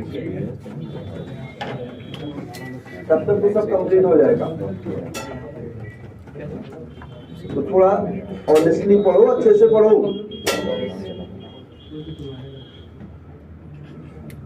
तो आगे बढ़ते हैं,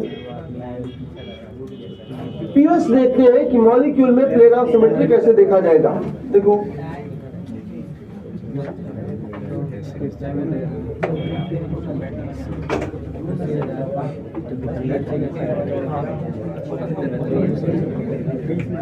HCl, क्या इसमें पीओएस है?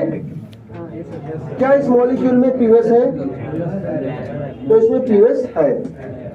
अब इस पीवीएस को हम देखेंगे कैसे।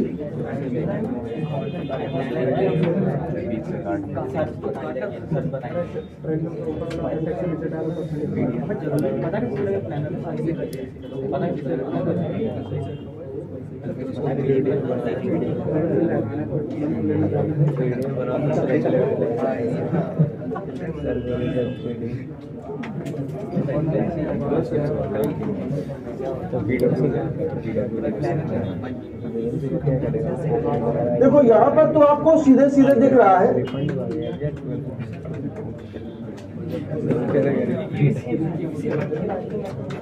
इस प्लेन के अबाउट इसमें पीवीएस है। लेकिन ये जो बॉन्ड आपको ऐसे दिख रहा है, ये रियल में ऐसा नहीं होता। एक बॉन्ड ऐसे ऊपर होता है, दूसरा पीछे होता है, ऐसे होता है। ये दो बॉन्ड बोर्ड के प्लेन में है और एक ऊपर एक नीचे। टेट्राहेड्रल मॉलिक्यूल को समझना जरूरी है कि टेट्राहेड्रल मॉलिक्यूल हमें कैसे दिखता है।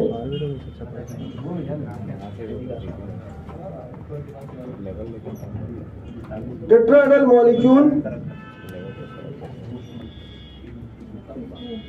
लेवल तो क्वेश्चन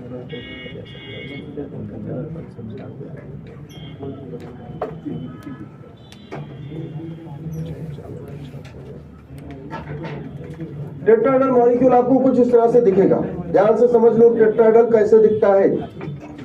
टेट्राहेड्रल में 4 बॉन्ड होंगे, 2 बॉन्ड एक प्लेन में और दूसरे 2 बॉन्ड उसके परपेंडिकुलर। कोई भी 2 बॉन्ड ले, चलो हम इन दोनों को ले लेते हैं। ये दोनों बॉन्ड एक प्लेन में है, ऐसे। ये दोनों बॉन्ड एक प्लेन में है, ऐसे प्लेन जा रहा है, और ये 2 बॉन्ड उसके, कोई भी 2 बॉन्ड आप ले लीजिए। चलो इन दोनों को ले लिया, ये 2 बॉन्ड फिर से प्लेन में आ गए, और ये या ऐसे देखिए, ऐसे कर, जैसे भी कीजिए, ये प्लेन में आ गया, परपेंडिकुलर प्लेन। इन दोनों को लिया, चलो ऐसे देख लिया हमने, ये एक प्लेन में आ गए, अब ये उसके परपेंडिकुलर प्लेन में। तो टेट्राहेड्रल कार्बन के 2 बॉन्ड कार्बन के साथ, ये 3 एटम, 2 बॉन्ड, 2 ग्रुप और एक कार्बन, ये एक प्लेन में होगा, और ये 3 एक प्लेन में होगा। ये 3 एक प्लेन में होगा, और ये 3, ये सभी के प्लेन में आएगा। जो सेंटर वाला पॉइंट है, इसको लोगे तो इसके प्लेन में भी जाएगा, इसके प्लेन में भी जाएगा। ठीक है। अब आते हैं रियल मॉलिक्यूल पर। इस पर जब हम इसको देखते हैं तो जैसे ऊपर मान लो H दिख रहा है, ये वाला बॉन्ड जो है थोड़ा बाहर निकला हुआ है, एक पीछे गया है। तो ये बॉन्ड एक ऐसे थोड़ा सा बाहर होगा, दूसरा पीछे होता है। दिखाने को हम ऐसे दिखा देते हैं, लेकिन रियल में एक बाहर है, आउटसाइड, जिसे आप एज कह सकते हैं। मींस बेज टर्म यूज होता है, दूसरा डैश टर्म यूज होता है। थोड़ा सा आउटसाइड, दूसरा इनसाइड। अगर हम यहाँ पर इस मॉलिक्यूल को देखें तो जब हम इस पर मिरर रखेंगे, ध्यान से देखना, मिरर रखेंगे तो यहाँ बीच से कट होगा, ये तीनों कट जाएंगे, ये तीनों मिरर के प्लेन में आएंगे, ये तीनों मिरर के प्लेन में आएंगे। अगर ये एक दूसरे के ऑब्जेक्ट, जैसे ये इसका इमेज है, ये इसका इमेज, ये एक दूसरे के ऑब्जेक्ट एंड मिरर इमेज बन रहे हैं, तो मॉलिक्यूल में अपने आप पीवीएस आ जाएगा। क्योंकि इसको नहीं देखना है, ये तो कट गया, ये तो मिरर के प्लेन में आ गया। जैसे अभी हमने रखा था ना,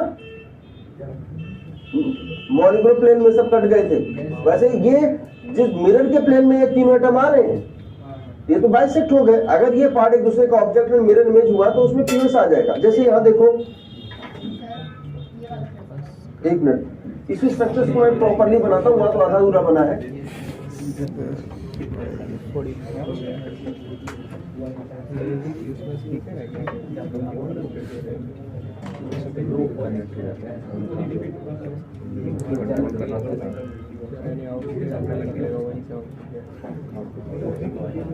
कई बार इसको ऐसे दिखा दिया जाता है, HCl, यहां पर भी 2 बॉन्ड होंगे। चलो इसको H Br कर लेते हैं। अब आगे क्या इसमें पीवीएस है? ये इसका इमेज है, इसका इमेज ये तो है। अगर यहाँ से कट करें इसमें क्या होगा? ये तीनों एक मिरर के प्लेन में आएंगे, यही समझा रहा था मैं। इसका तो ये इमेज है तो सबको दिख रहा है, लेकिन यहाँ इमेज देखने की जरूरत नहीं, यहाँ भी ये बाइसेक्ट हो गया है। ऐसे देखो, ये मिरर इमेज, जब हम इसको ऐसे कट करेंगे, ये तीनों कट ऊपर वाली ये हाइड्रोजन और ब्रोमीन, ये आपके बाइसेक्ट हो रहे हैं, और यहां से भी से बाइसेक्ट होगा, ये इसका इमेज बन रहा है। तो ये ऊपर के जो तीन बॉन्ड है वो आप बोर्ड के प्लेन में देखोगे तो हमेशा अलग अलग दिखेंगे, बट रियल में वो एक ही प्लेन में होते हैं। ये आपको इमेजिन करना पड़ेगा, वो दिखाया नहीं जाएगा, वो आपको समझना पड़ेगा कि नहीं ये तो मिरर के प्लेन में आएंगे, ये हमेशा बाइसेक्ट होंगे, ये हमेशा बाइसेक्ट होंगे। अब जैसे यहाँ पर मान, कितने बच्चों को समझ में आ गया? तो इस मॉलिक्यूल में पीओएस है कि नहीं? इस मॉलिक्यूल में पीओएस है। अब जैसे मान लो ये स्ट्रक्चर है,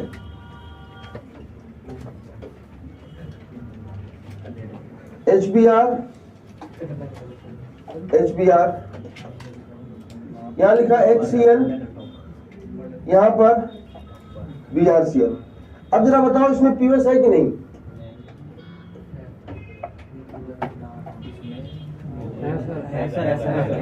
ध्यान से, इसमें पीओएस है।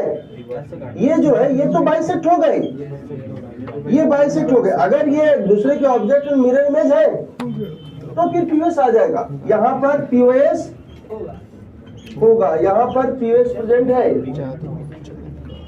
इसमें पीओएस है।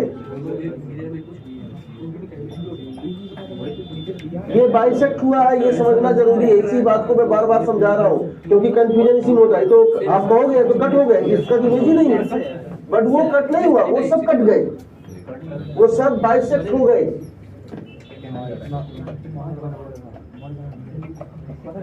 मार जाना नहीं,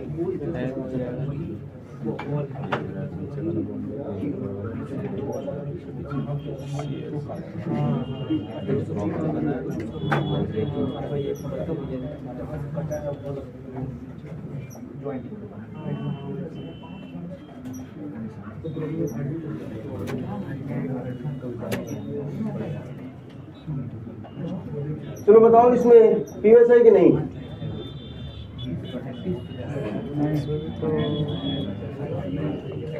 यहाँ से जब आप बाइसेक्ट करोगे तो बाइसेक्ट हो गया, इसका इमेज ये, इसका इमेज ये, तो इसमें पीओएस आ जाएगा। सब में मास्टर खत्म, एक नहीं वाला सोच रहा हूँ। अरे पीओएस कितने बच्चों को समझ में आ गया है? आगे भी यूज होगा, अभी तो हम डिफाइन कर रहे हैं, अभी ये डिफिनेशन चल रही है पीओएस क्या होता है, कैसे देखेंगे। अभी इसका एप्लीकेशन आगे यूज होना है, इसको अप्लाई करना है आगे के एग्जांपल्स में। दूसरी सिमेट्री भी डिफाइन कर लेते हैं।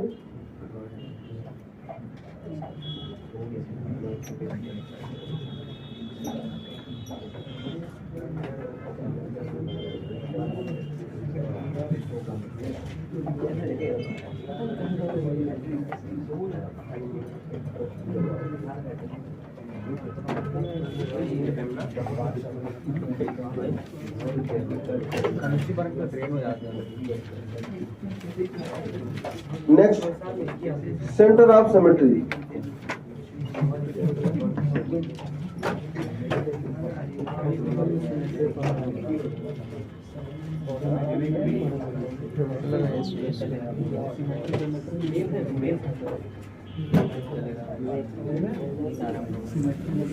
देखो सेंटर ऑफ सिमेट्री का मीनिंग क्या होता है? किसी भी मॉलिक्यूल में सेंटर ऑफ सिमेट्री तभी होगी जब मॉलिक्यूल के ज्योमेट्रिकल सेंटर से पास होने वाली लाइंस के दोनों साइड सिमिलर ग्रुप्स होंगे, आइडेंटिकल ग्रुप्स होंगी। A molecule is said to have COS if all lines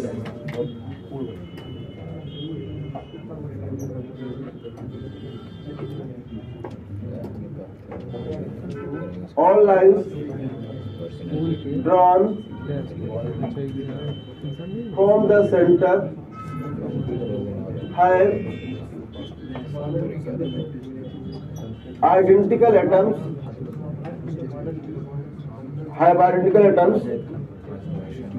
on both sides at equal distance. Both sides at equal distance. उसमें थोड़ी पढ़ाया जाता है ज़्यादा डिटेल्स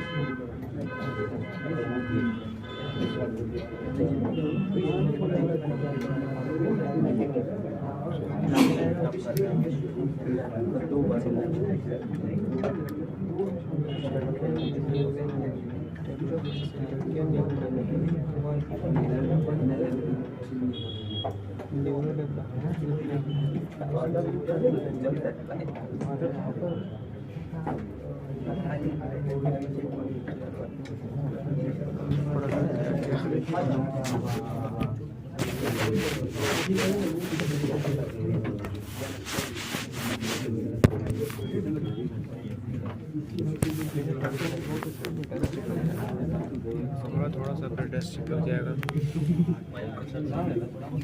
52 अरे बाप रे 6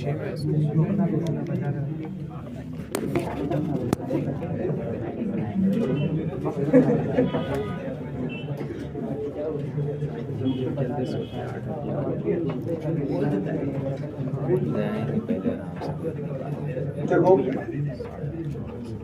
फिर से सुनो, सेंटर ऑफ सिमेट्री का मीनिंग क्या है? Centre means geometrical centre.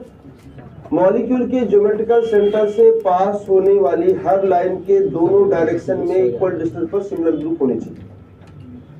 जितने डिस्टेंस पर इधर x है उतने डिस्टेंस पर दूसरे साइड में भी x होना चाहिए। अगर सभी लाइन के अबाउट सिमेट्रिकल स्ट्रक्चर है तभी उसमें सेंटर ऑफ सिमेट्री होगी। अगर एक भी लाइन ऐसी मिल जाती है जिसके दोनों साइड सिमिलर ग्रुप नहीं है तो उसमें centre of symmetry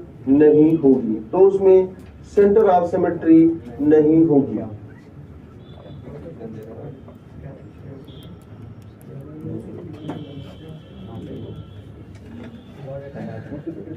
for example, जैसे ये स्ट्रक्चर है,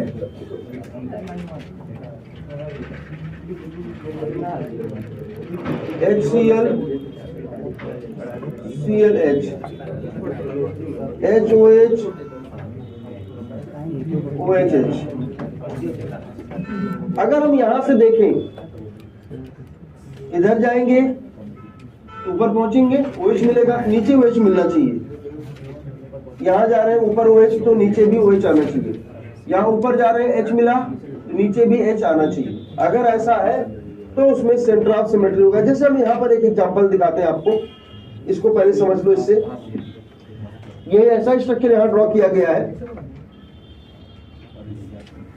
नहीं, इसमें तो सेंटर ऑफ सिमेट्री नहीं है। इसको सेंटर ऑफ सिमेट्री के लिए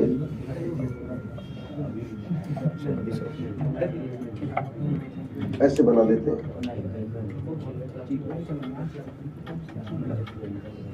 अब देखो यहाँ पर ये इसका सेंटर है। अगर हम लाइन ड्रॉ करते हैं, ऊपर जाएंगे तो रेड मिलेगा, तो नीचे ले जाएंगे तो भी रेड मिलना चाहिए। सेंटर से पास होती हुई लाइन ऊपर जा रहे हैं, यहां से देखिए मैच कर रहा है ग्रुप। ऊपर जो ग्रुप मिलेगा वही ग्रुप, क्योंकि लाइन ऐसे ऊपर ले जाओगे तो नीचे पास होगी। सिमिलरली अगर लाइन ऊपर जा रही है, ये आपका पर्पल मिल रहा है, नीचे भी पर्पल आना चाहिए। ऊपर से लाइट ब्लू मिल रहा है, नीचे भी लाइट ब्लू आना चाहिए। मींस ऊपर जो ग्रुप मिलेगा, या अगर हम सीधी लाइन ड्रा करें, ये आपका कार्बन कार्बन आ रहा है, सेम ग्रुप। ऊपर ले जा रहे हैं तो ये आया। मींस अगर हम यहां से जितने डिस्टेंस पर ये होगा उसके अपोजिट डायरेक्शन में उतने डिस्टेंस पर दूसरा होनी चाहिए। अगर एक भी लाइन ऐसी मिल जाती है जिसके दोनों साइड सिमिलर ग्रुप नहीं है तो उसमें COS नहीं होगा। जैसे यहां पर देखो, ऊपर गए OH, नीचे OH, ठीक। यहां पर नीचे जा रहे हैं H, तो इधर ऊपर जाएंगे तो इसमें मिलना चाहिए, है ऊपर जा रहे हैं H, नीचे H होना चाहिए। यहाँ नीचे Cl है इसके ऊपर, तो इसमें COS होगा, इसमें COS होगा।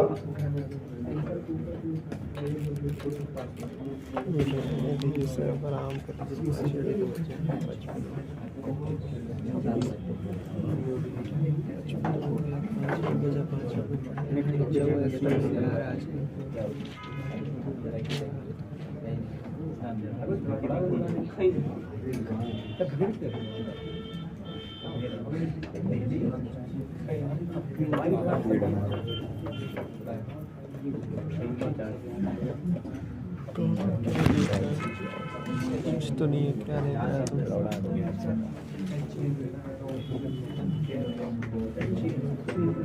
देखते हैं आज तक ऑल्टो को अपने पूरा देखो। एक मैन है। दूसरा एग्जांपल, जैसे ये केस है, चल रहा है यहाँ H है, यहाँ Cl है, यहाँ Cl है, यहाँ H है। क्या इसमें COS है? क्या इसमें COS है? देखिए, सेंटर से लाइन ऊपर ले जाइए, ये मिला तो उतने डिस्टेंस पर मिलना चाहिए, नहीं है।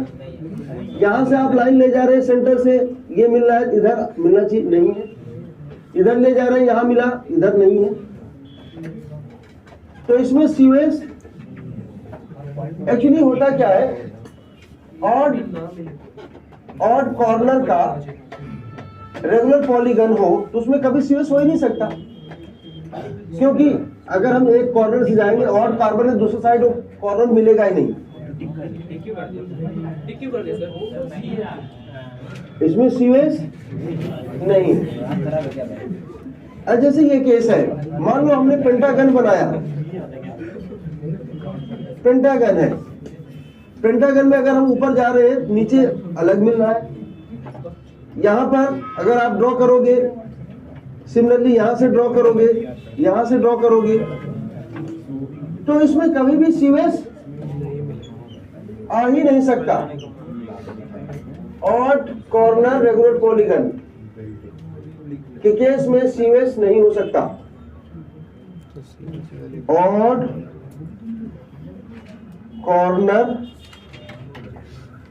रेगुलर पॉलीगन, नो COS, या सिंपली लिख सकते हैं COS not possible. COS not possible, इसमें COS हो ही नहीं सकता। जब भी COS आएगा हमेशा रेगुलर पॉलीगन में मिलेगा। जैसे 4 का केस यहां बनाया था, अगर हम 6 कार्बन का केस लेते हैं, जैसे ये केस है, देख के बताओ।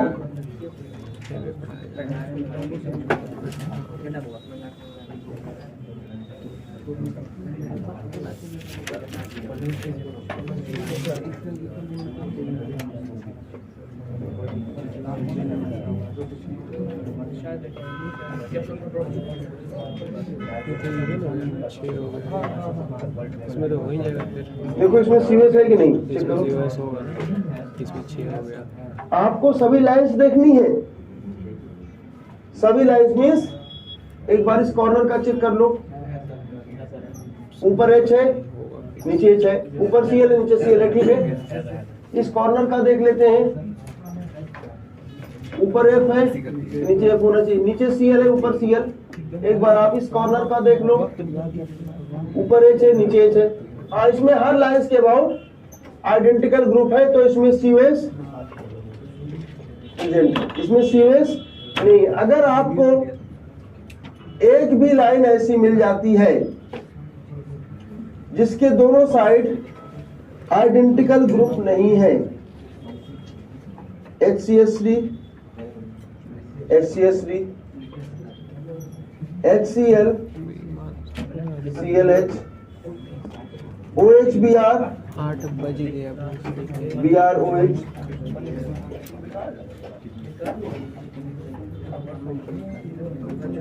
चलो बताओ इसमें सीवेस है कि नहीं, देख लो। सीवेस के लिए आपको केवल एक लाइन चाहिए जिसके दोनों साइड आइडेंटिकल ग्रुप ना हो, तो ये जस्टिफाई हो जाएगा कि उसमें सीवेस नहीं है। पीवेस के लिए हमें एक प्लेन चाहिए था जिससे डिवाइड हो जाए, लेकिन सीवेस में तो सभी लाइंस के अबाउट सिमिलर ग्रुप होना चाहिए।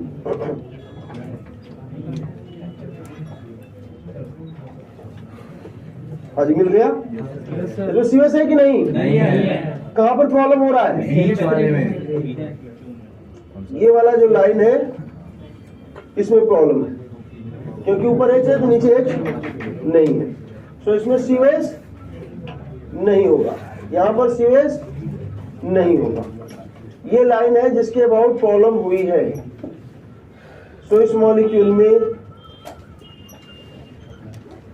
सीवेस नहीं होगा।